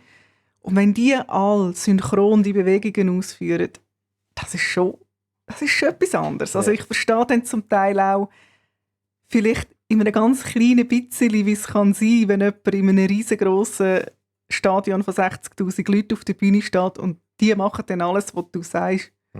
Oha, da muss stark sein, dass sich das nicht verändert. Ja, du hast eben auch einen Song mitgebracht, wo es um die Thematik geht. Wo ist das mit der Bekanntheit? Aber du bist jetzt so, die kennt man anfangs ein bisschen, aber der grosse Stab bist noch nicht. Du hast einen Song mitgebracht von Primordial, wo es um das geht. Was nimmst du daraus aus oder eurer Geschichte von der grossen Bühne und vom Einfluss? Also ich muss sagen, ich bin Gott froh, dass ich eben nicht so gross bin, dass mich nicht viele Leute kennen und dass ich auch durchaus ganz unerkannt auch an Metal-Konzert kann. Ich bin total dankbar dafür, weil ich finde das etwas ganz, ganz Schwieriges. Oder wenn man es dann zu richtigen Superstars, wo ich mich definitiv klar davon abgrenze, ich bin das nicht und ich will das auch nie sein, dann sieht, wo sie dann noch den Güssel durchforsten, nur dass sie wieder irgendetwas berichten können und dann gar keine Privatsphäre mehr rum ist. Das ist schwierig und das will ich auf gar keinen Fall. So ein bisschen ist ganz gut, weil das ist irgendwo schön, oder wenn man sieht, es wird wahrgenommen, was ich mache. Aber es ist natürlich auch eine Verantwortung, weil wenn ja wahrgenommen wird, was ich mache, hat es ja dann auch einen noch grösseren Einfluss, was ich sage oder was ich schreibe in meinen Posts. Und das ist natürlich auch ein Bewusstsein, wobei man das auch nicht unterschätzen darf. Das hat es auch im ganz, ganz Kleinen. Also wenn jemand gar nichts so macht und ganz unbekannt ist, jeder Mensch hat ein Leben mit Bezugspersonen und manchmal könnte, das weiss bestimmt jede Person, die jetzt zulässt, kleinste Äußerungen von irgendjemandem oder ein Blick oder irgendetwas aus einem Kontext heraus, wo man mal gesagt bekommt, so viel mit einem machen, dass man zum Teil Jahre oder Jahrzehnte später noch daran denkt. Also wir alle haben den Einfluss und darum habe ich am Anfang gesagt, es ist ganz anders und irgendwie doch nicht. Weil das Grosse ist im Kleinen enthalten und umgekehrt. Und da finde ich es halt einfach wirklich wichtig, oder gerade wenn wir es geschafft haben, wenn alle ein Teil davon sind und dass man dann nicht vergisst, wo man herkommt und was die Wurzeln sind, die einem heben, seine Werte. Das finde ich ganz, ganz wichtig. Und das ist ja wirklich einfach so im weiteren Sinne der Umgang mit Berühmtsein, eben das Bewusstsein mit dem Einfluss. Ja, das finde ich etwas, was man nie vergessen darf. Und darum kann man dann mit einem kleinen Hint dann vielleicht irgendwo die Alkoholindustrie dann auch sagen, influence responsibly. Also hört doch den Song Victory has 1000 fathers, defeat is an orphan for primordial.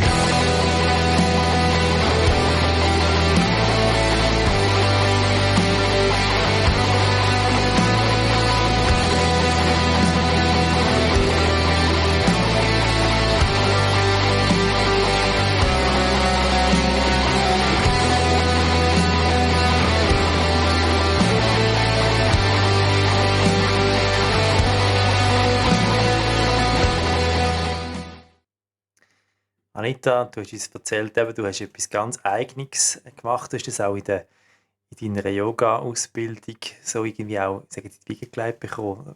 Hey, macht euch ein eigenes Ding und du hast auch etwas gemerkt oder etwas mitgebracht, wo eben in der Metal-Szene auch eine Rolle spielt vom eigenen, nämlich wenn es um Coverversionen geht von Songs. Was macht eine gute Coverversion aus? Es kommt darauf an, auf was man abzielt. Also es gibt im Prinzip 2 Möglichkeiten. Entweder ich nehme den Song und spiele ihn so nah am Original wie möglich. Oder ich nehme ihn und mache mein eigenes daraus. Und ja, ich meine, es braucht natürlich schon auch etwas, wenn man es möglichst nah am Original spielt. Aber macht das Sinn? Wenn es wieder so tönt, wie es vorher schon tönt hat? Weiß nicht. Vielleicht macht das dann mal später Sinn, wenn die Band dann mal tot sind. Hast du schon mal überlegt, so bei den jetzt viele die Metal-Szene gibt es jetzt seit 50 Jahren oder ein bisschen mehr, je nachdem. Und eben, langsam merkt man so, die Bands hören auf. Aber vielleicht ist es irgendwie tatsächlich mal wie der Klassik. Also weißt du, wo man wie vielleicht mal sagt, ja, man will zwar die Künstler nehmen, aber man versucht so zu spielen, damit man das Erlebnis hat. Vielleicht macht das schon Sinn, aber solange sie eben macht. Das macht Sinn. Dann bist du bei den Tribute-Bands, Genau. wo man sich zum Teil auch fragt, ja, Tribute-Bands von Bands, die es noch gibt, wie macht das? Wobei manchmal schon. Gerade wenn sie halt dann nicht oft auf Tour sind oder die Schweiz elegant rauslassen, dann kann man es zumindest dann auch hören. Ich finde einfach die andere Variante, wo man etwas Eigenes daraus macht, viel spannender und ich finde sie auch anspruchsvoller. Ja. Weil du musst im Prinzip ja dann 2 Sachen wissen, oder? Du musst einerseits den Song wirklich beherrschen, du musst wissen, wo der durchgeht, was der ausmacht, vor allem was ihn ausmacht, aber du musst auch dich selber kennen und wissen, was macht denn mein Stil aus und wie bringe ich jetzt diese Sachen zusammen, dass ich kann wie dem Original, dem Vorbild, man covert ja nicht irgendetwas, was einem völlig gleich ist, dass man dem kann wie die Ehre erweisen, aber gleich sich selber auch noch einbringt. Und das ist für mich Königsdisziplin. Und ich habe darum auch ein Format im Metal Yoga, das nennt sich Undercover. Und dort tue ich nur Coverversionen spielen. Okay. Also zum Teil Spaß-Covers, da kämen wir fast vor Lachen zum Teil, aber wirklich eben die ernsthaften Sachen. Interessanterweise komme ich ja immer wieder WhatsApp über von Metal Yogis, die sagen, oh du, ich habe da noch ein Cover, willst du nicht das einmal noch nehmen? Und ich habe eine riesengroße Playlist gemacht auf dem Spotify, wo ich die Songs drin habe, wo ich dann, wenn ich wieder mal ein Undercover mache, irgendwie wäre mal wieder langsam Zeit, hast schon lange keins mehr gemacht, wo ich dann dort daraus schöpfen kann. Und da Sachen zu entdecken, weil manchmal merkt man auch, oh, das ist ein Cover, habe ich gar nicht gewusst. Das ist mir dann auch schon passiert. Genau, plötzlich merkt man kennt das Original gar nicht, weil das Cover so gut ist.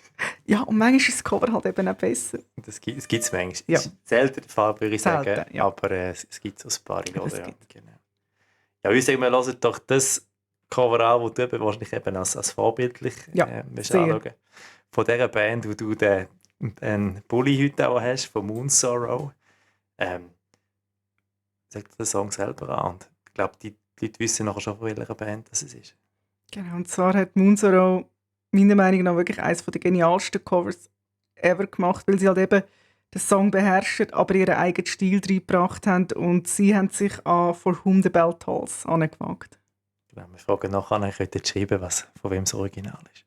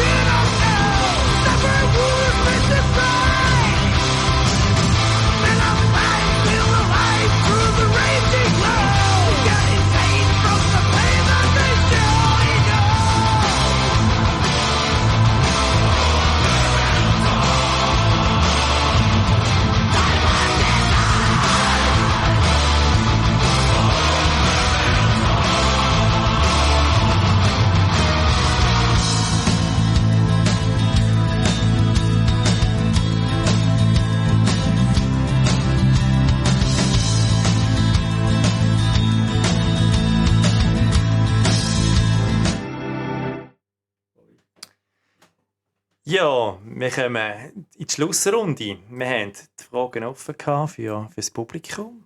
Wir haben keine bekommen. Ja, no, nicht so schlimm. Wir haben gerade vordiskutiert, dass man vielleicht muss auch klar machen muss, dass eigentlich die Fragen auch dürfen anonym eingereicht werden. Also nächstes Mal machen wir das. Hey, liebe Leute, eure Fragen sind willkommen. Ihr dürft das gerne auch anonym machen. Für heute Abend nützt das nicht mehr. Aber es gibt eine Schlussfrage, die ich euch anderen Gästen am Schluss wieder stelle. Und zwar ist die Frage eben, ja, du bist jetzt Gast, wie kommst du von außen, wie nimmst du die Metal Church wahr? Was siehst du, was findest du cool? Und denkst du vielleicht so, komisch oder auch, darfst du uns gerne auch Süßes und Saures geben? Also sie sind natürlich eben an den Festivals sehr präsent und gerade auch am Greenfield, wo wir doch eigentlich eine ganze Kapelle aufgebaut haben. Und mir ist es dann wirklich so auch mega aufgefallen, wo es einmal die Hochzeit gegeben hat, dass man eine Trauung vorgenommen und sagen, stimmt, die sind eigentlich wirklich echt, also die dürfen das. Und das habe ich schon cool gefunden, gerade weil das halt auch sehr viel beiträgt vom Metal als Lebensstil. Weil dann die Trauung auf einem Festival zu haben, ich meine, wie mehr kannst du den Lebensstil leben? Yeah. Und ich finde halt das Angebot extrem wichtig, weil gerade an Festivals, oder, dann ist da auch eine gewisse Erwartungshaltung rum. Wir sind jetzt da, wir haben 3 Tage Spass und uns geht es gut. Genau. Und vielleicht ist dann eben genau da der Moment, wo es dann jemandem nicht mehr gut geht und vielleicht halt Kollegen, weil sie nicht können, nicht wollen, oder vielleicht auch, weil der Mensch sich nicht getraut, ich will jetzt nicht der Stimmungskiller sein. Es gibt ja, ich will da, keine Schuldzuweisungen machen, aber wo der wie nicht weiss, wo mit sich, seine Gefühle und seine Emotionen, und dass es dann ein Angebot gibt wie eine Metal Church, finde ich extrem wichtig und extrem wertvoll, und das braucht es. Also nicht nur, ich will nicht nur sagen, es verdient seinen Platz, sondern das ist wichtig, der braucht es, und darum finde ich das mega toll, dass da immer mehr Festivals aufspringen, weil Menschen aufzufangen in genau so Situationen ist mega wichtig, und es ist ja auch das, wofür zumindest in meinem Verständnis Kirche ja auch steht.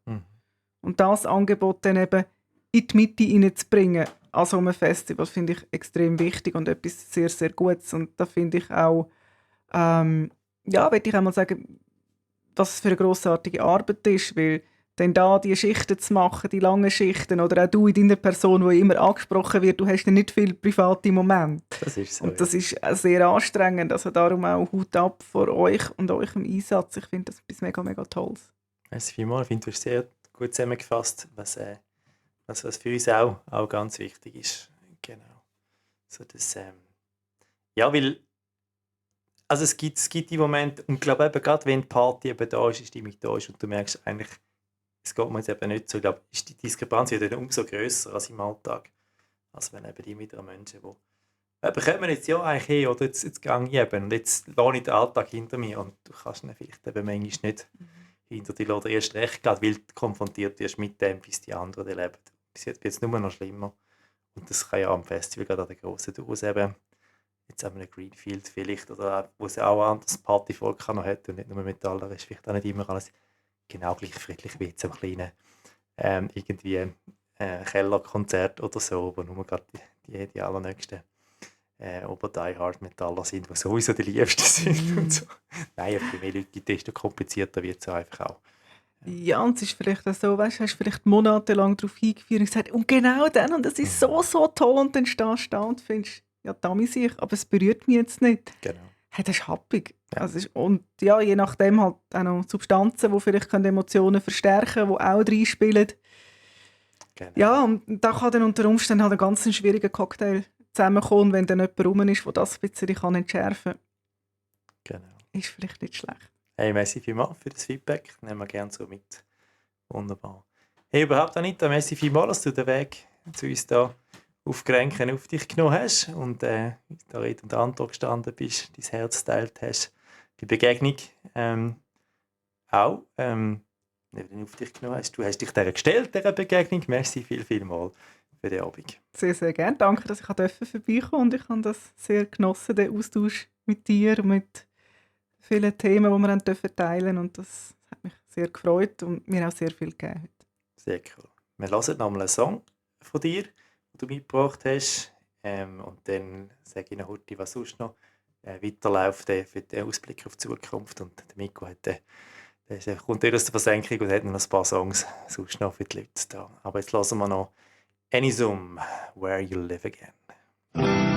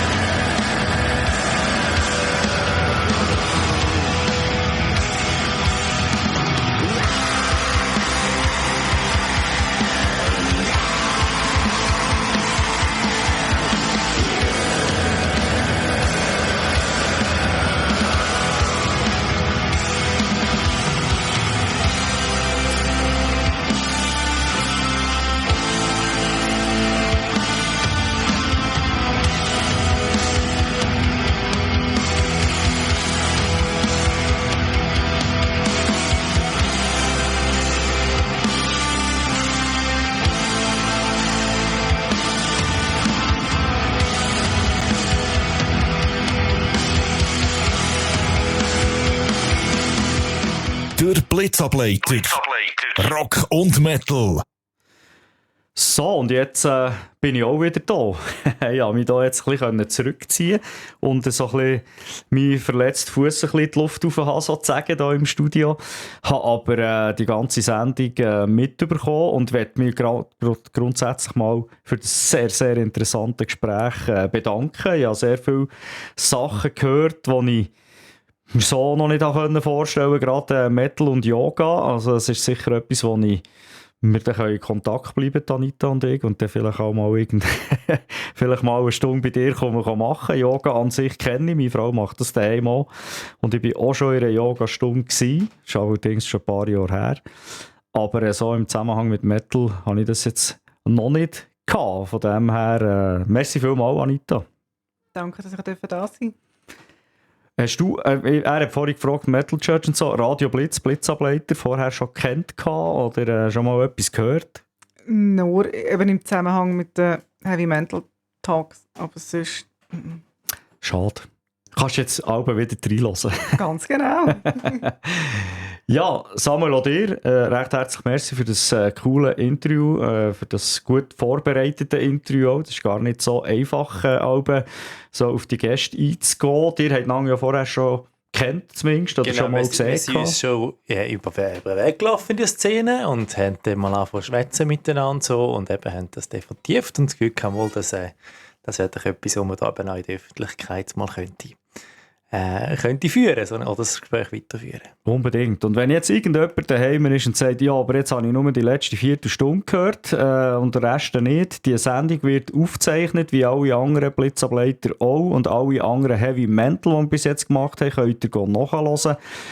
Ich sage jetzt mal, es wird wahrscheinlich heute oben noch online gestellt auf soundcloud.com, und sobald ich dem Samuel Datei noch geschickt habe, könnt ihr es dann sogar noch auf YouTube nachhören. Genau. Apropos YouTube, es gibt ein Video, ich bin heute nämlich schnell ein bisschen auf die Suche gegangen, von der Anita vom Greenfield Festival 2022, wo man so 5-6 Minuten einen Ausschnitt aus einer Yogastunde sieht. Also für alle die jetzt noch ein Bild dazu wetten, wie das aussieht, wenn man an einem Metal-Festival vor, ich schätze mal, dort sind auch etwa 100 Leute, die wahrscheinlich mitmachen, eine Yogastunde gibt, dann geht schauen. Das gibt es also tatsächlich. Das ist jetzt nicht irgendein Hirngespinst, was ihr gehört habt, da die letzten 2 Stunden sind sie jetzt. Also von dem her, wenn euch das noch mehr interessiert, dann geht dort schauen. Oder meldet euch bei der Anita. Gibt es von dir irgendeine Homepage, die wir noch durchgeben können, wo man sieht, was du alles machst? Das gibt es, und zwar eben frei nach dem Motto, das wir miteinander geschwätzt haben, ist yogaistfüralleda.ch. Also ganz einfach. Und für die, die jetzt das nicht mitbekommen haben, die Sendung kann man nachhören. Und sonst schreibt ihr mir, wenn es gar nicht klappt, dann kann ich dort die Verbindung garantiert herstellen. Ja, Samuel, was gibt es noch zu erzählen von Seiten von der Metal Church her? Ja, du, bei uns geht es weiter, gell? Ich bin persönlich ja wieder unterwegs an Konzert. Ich bin zum Beispiel mache eine Reise auf Luzern, das Bullhead Festival, einfach am Samstag. Am Sonntag haben wir den Heavy Sankt, am Freitagabend hat meine Frau ein Programm, aber am Samstag für die DC, und vor allem auch, es ist am 21. und 22. März ist wieder Elements of Rock Festival. Ich sage jetzt unser Familientreffen in Uster, es ist das 20 Jahre Jubiläumsausgabe. Corona hat da doch eine Zahlen durcheinander gebracht. Das erste war ja 2004 gewesen. Meine Freunde haben da White Cross als Headliner wieder gebucht. Aber es hat alle Musik für dich. Es spielt In Vain aus Norwegen oder Opus Ire, also auch noch etwas mit Black Metal Einfluss. Und wir haben auch Schweizer Bands, dürfen wir dort bewundern als Kara. Raining Depravity, eine Death Metal Band aus Thun, und After the Story mit Alternative Rock und Metal aus Münchenbuchsee. Und wir haben wieder Heavy Sanctum, schon jetzt mittlerweile bald 2 Wochen, am 9. März. Da haben wir den Dinner at 6 zu Gast. Die hätten ja eigentlich letzten Herbst spielen sollen, haben krankheitshalber kurzfristig müssen absagen. Freuen wir uns und sind gespannt, wie der Hardrock aus der Ostschweiz tönt. Und da gibt es Leute, die so schwere Maschinen fahren, die TÜV fahren, oder? Wenn du so zu denen gehörst, dann gibt es ja auch eine Saisoneröffnung, oder? Und wir sind eingeladen im Ace Café in Luzern für einen Gottesdienst zur Saisoneröffnung, Sonntag, 30. März. Adoramus, eine von unseren 2 Gottesdienstbands, kommt mit. Es gibt Heavy Metal Gottesdienst am Sonntagmorgen im Ace Café Luzern mit Töpfsegnung anschliessend. Auch. Und dann sind wir hier zu Grenchen. In der Bewegung Plus zu Grenchen gibt es einen neuen Pastor, der auch mit uns freundschaftlich verbunden ist, der Dario Colombo. Er ist ein Doktor der Theologie mittlerweile und er wird uns Ende Monat, 28. Februar, 1. März, wenn wir mit ihm das Thema Trinität genauer anschauen. Das ist immer so eine kleine geheimnisvolle Sache. Also wie soll jetzt das eigentlich gehen? Und ist das nicht eine spekulative Sache, da, was die Christen sich überlegen, ein Gott, wo 3 und überhaupt? Wir gehen dem ein bisschen auf den Grund. Und Daru hat es schon angekündigt und ich bin völlig einig mit ihm. Es ist ein sehr relevantes Thema, wenn es im ersten Moment sehr spekulativ tönt, aber es ist durchaus sehr konkret. Die Frage ist, wie kann man das zusammendenken, der Gott, wo Gott ist und gleichzeitig ein Mensch war. Und wenn das so ist, dann ist es hochrelevant für uns alle, für Leben und Sterben und überhaupt und alles dazwischen.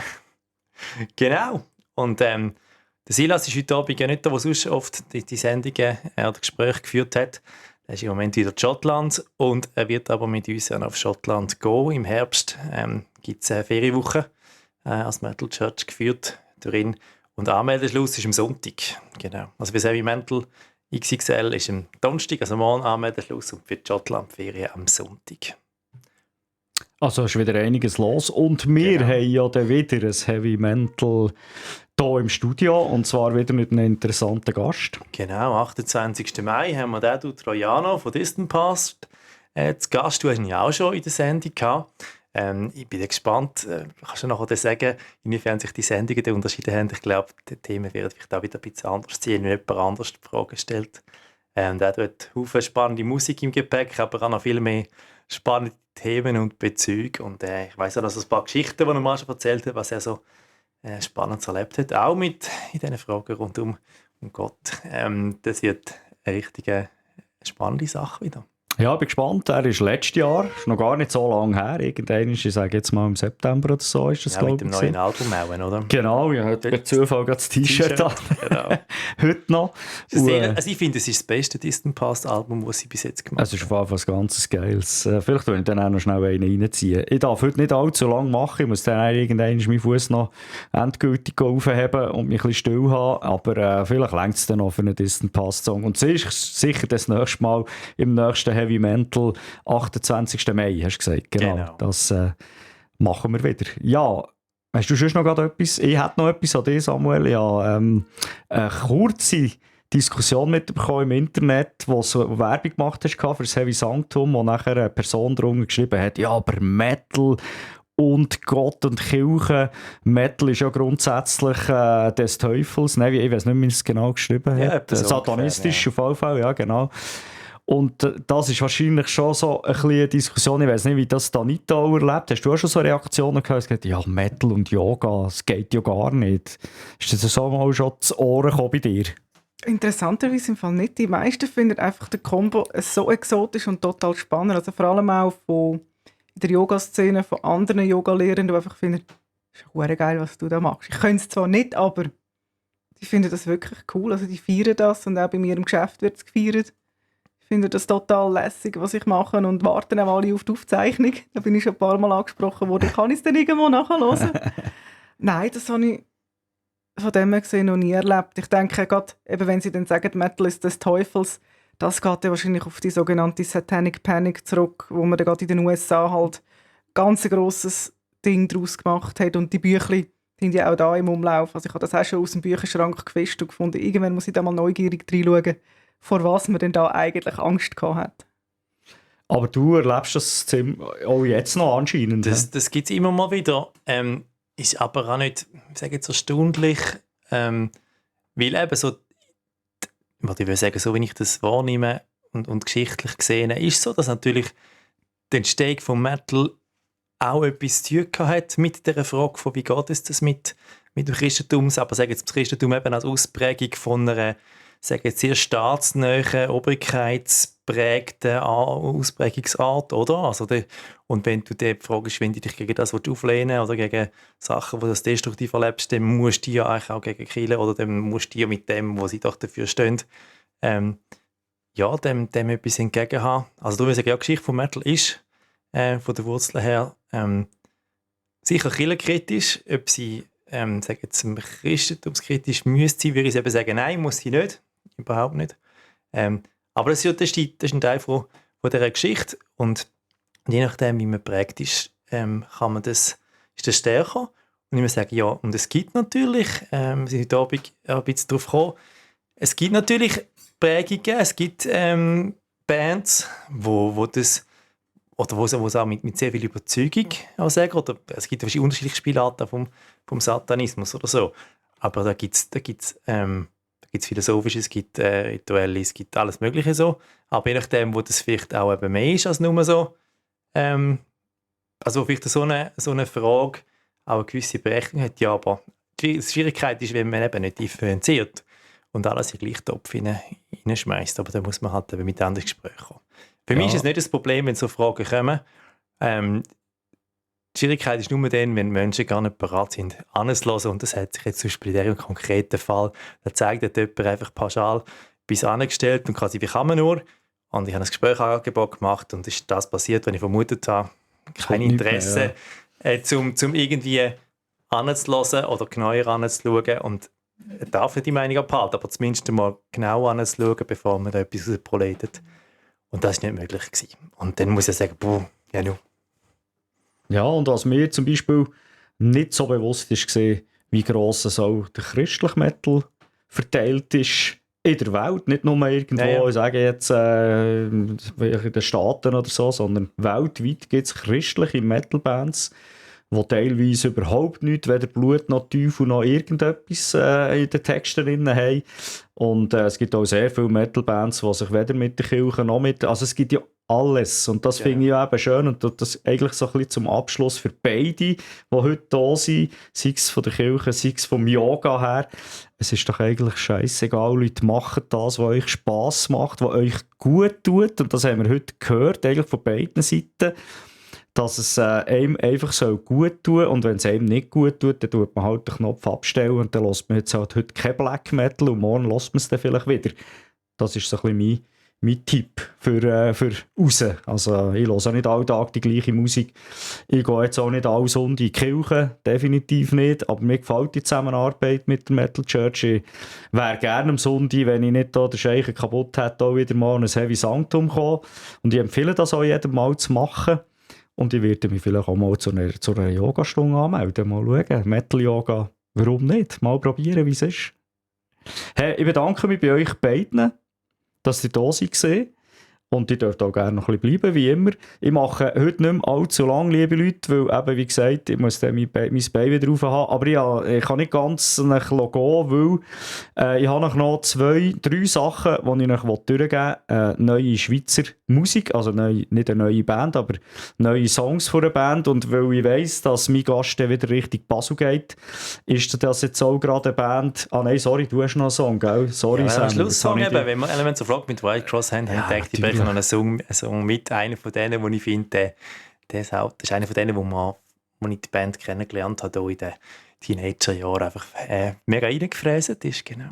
Also, sorry, das ist natürlich, den machen wir zum Abschluss. Und nachher komme ich dann noch mit meinem Senf. Also, hier kommen wir. Merci, Vico. Merci euch beiden. Danke dir.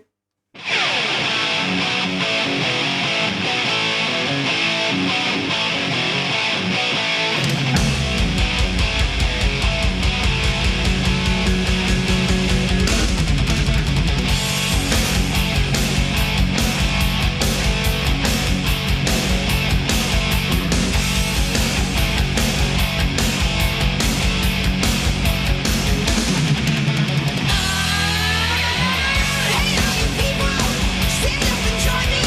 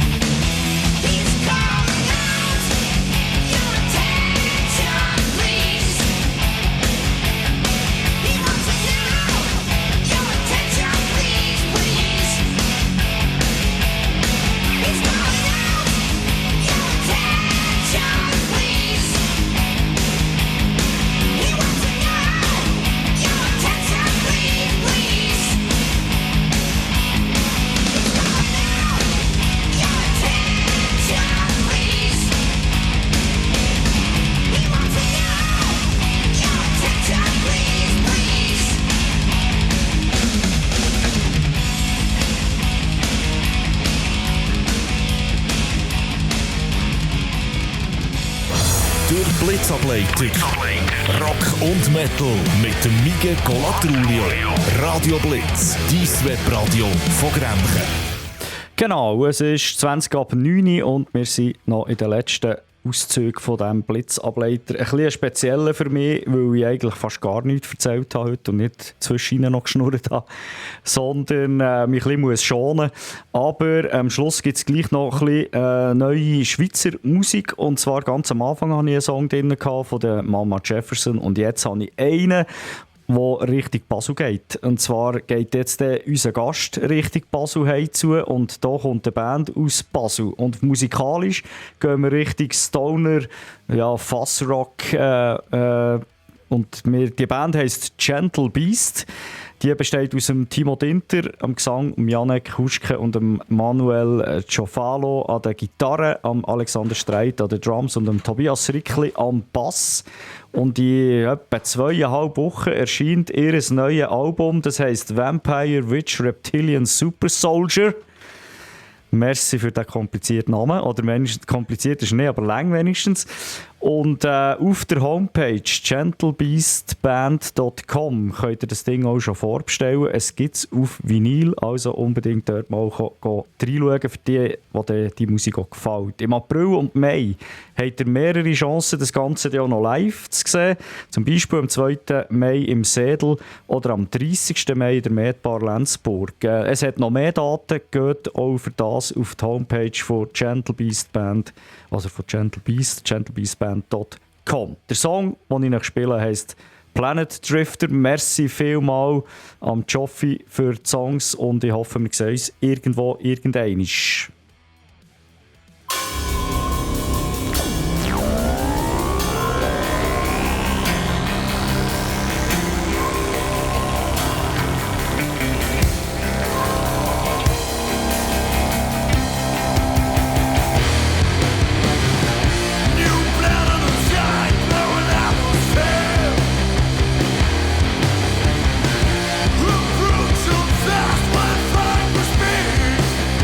Yeah!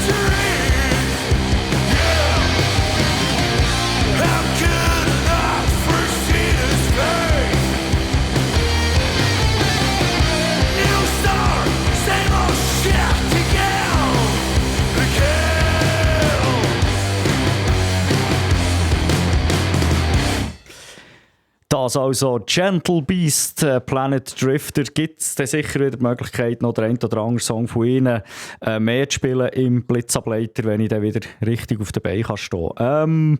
Ich komme ganz kurz zu Werbung. Erstens mal für den nächsten Blitzableiter, aber auch noch für das hier.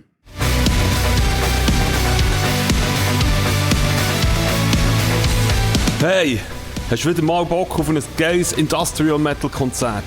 Dann komm doch am 15. März 2025 im Sedu Luzern vorbei oder am 25. April in Soho in Wangen-Aare. Es spielen an beiden Tagen aus Deutschland Maschinist, aus dem Tessin Morgenstern,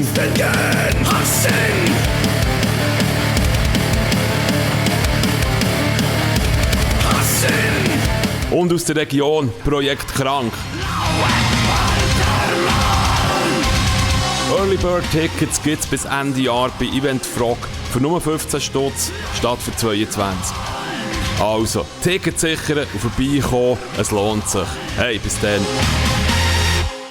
Ja, der mit den Early Bird Tickets ist natürlich jetzt abgelaufen. Die Webradio von Grenchen. Es war 9 Uhr. Ja, 9 war es auch schon lang. Den wollte ich jetzt eigentlich nicht einspielen. Also, das mit den Early Bird Tickets ist natürlich abgelaufen. Aber es gibt noch Tickets für beide Konzerte, die euch der Steffu hier angesagt hat. Und der Steffu ist am 5. März bei mir im Studio zu Gast. Wir werden über die Konzerte in der Schweiz, und es gibt noch eins in Deutschland, reden. Es ist eine kleine Minitour mit diesen 3 Bands und ich bin dann gespannt, was es hier zu bereden gibt. Ich bin mit Comaniac, stimmt gar nicht, ich bin mit Irony of Fate dran am schauen, ob sie eventuell auch am 5. März zu mir ins Studio kommen könnten. Die bringen im März ihr neues Album raus. Und jetzt habe ich vorhin gerade gesehen, dass es ein geiles Konzert wird geben am 10. Mai im Estrig-Wienisdorf mit Comaniac, Irony of Fate. Und noch eine dritte Band, wo Judge Minos werden sein. Also das wird sicher auch wieder eine coole Sache. Also vielleicht gibt es sogar wieder eine Doppelsendung am 5. März im Blitzableiter. Das wäre der 107, wenn ich richtig gezählt habe. Gut, das nächste und für heute letzte Thema geht es um einen Bandnamen. Erstens mal, bis morgen läuft noch Band-Contest für ein Summerside Festival. Geht dort noch voten für die Band, die ihr unbedingt am Summerside Festival haben. Für die schon Tickets haben, ist das noch wichtiger. Und für die unbedingt noch kommen wollen, es hat noch Tickets für Summerside. Geht auch das anschauen. Ein grosses Festival hier zu Grenchen selber. Ich freue mich wieder drauf. Ich habe natürlich auch das mal wieder eine Playlist gemacht mit den Bands, die für den Band-Contest sich qualifiziert haben. Es sind über 60 Stück. Die könnt ihr immer noch hören. Ich lade die sicher, stelle die morgen nicht gerade ab. Also die könnt ihr sicher auch nachher noch hören. Dort ist eine Band drauf, die heisst Ma et Sün. Also ich habe es jetzt so ausgesprochen. Und ich habe gedacht, auf den ersten Blick habe ich gedacht, ja, Rätoromanisch, ganz klar. Dann bin ich googeln und gesehen, nein, Ma et Sün gibt es nicht im Rätoromanischen und die Band kommt aus Berlin. Und ich dachte, das kann es nicht sein. Dann habe ich weitergesucht, bin aber nicht richtig fündig geworden. Ich habe gedacht, Berlin, Türkisch oder so, aber hat auch nicht gepasst. Und dann habe ich gedacht, da gibt es nichts anderes, ich muss dort fragen. Jetzt ist gestern die Antwort gekommen vom, Achtung, ich hoffe, ich spreche es richtig aus, vom Lail. Der hat mir eine Mail geschickt und gesagt, Ma et Sün ist ein Anagramm mit einem Umlaut, damit es ein bisschen einzigartig bleibt. Und das Anagramm stellt einen bekannten Telefonhersteller dar. Ich komme nicht drauf, echt nicht. Und er hat mir aber auch noch gesagt, es gibt tatsächlich in den afrikanischen Sprachen das Ma et Sün, das auch nicht ganz so geschrieben wird. Dort steht es für gebogenes Messer. Also, ja. Wichtig ist aber wie immer, die Musik von diesen Bands geht auch dort auf die Playlist hören, wenn euch etwas gefällt. Es muss ja nicht sein, dass die vielleicht an Summerside kommen, aber vielleicht lernt ihr etwas Neues kennen. Es hat ganz coole Geschichten dort auch auf dieser Playlist. Und wenn euch mal ein Sün speziell gefällt, ich spiele euch jetzt einen Song, der heisst Waves. Und bedanke mich bei Maesün und ich muss das auf Englisch machen, weil ich glaube, dort kann gar niemand Deutsch, obwohl sie von Berlin sind. Also, Maesün, thanks for the song. I wish you good luck and enough votes for the contest. And if you will play at the Summerside Festival, I will recontact you and I hope to see you here. Okay, hier kommen sie, gerade mit einem Schlusswort von mir. Es ist jetzt Punkt 9:30. Merci vielmals, habt ihr eingeschaltet. Das nächste Mal bin ich hoffentlich wieder mehr und länger am Mikrofon als heute. Und vor allem wieder ganz gesund. Und wünsche euch eine ganz schöne restliche Woche. Habt Sorge zueinander, bleibt stabil und schaut aufeinander. Und vielleicht macht ihr ein bisschen Yoga und hört Metal dazu. Vielleicht mal Sinn. Tschüss zusammen.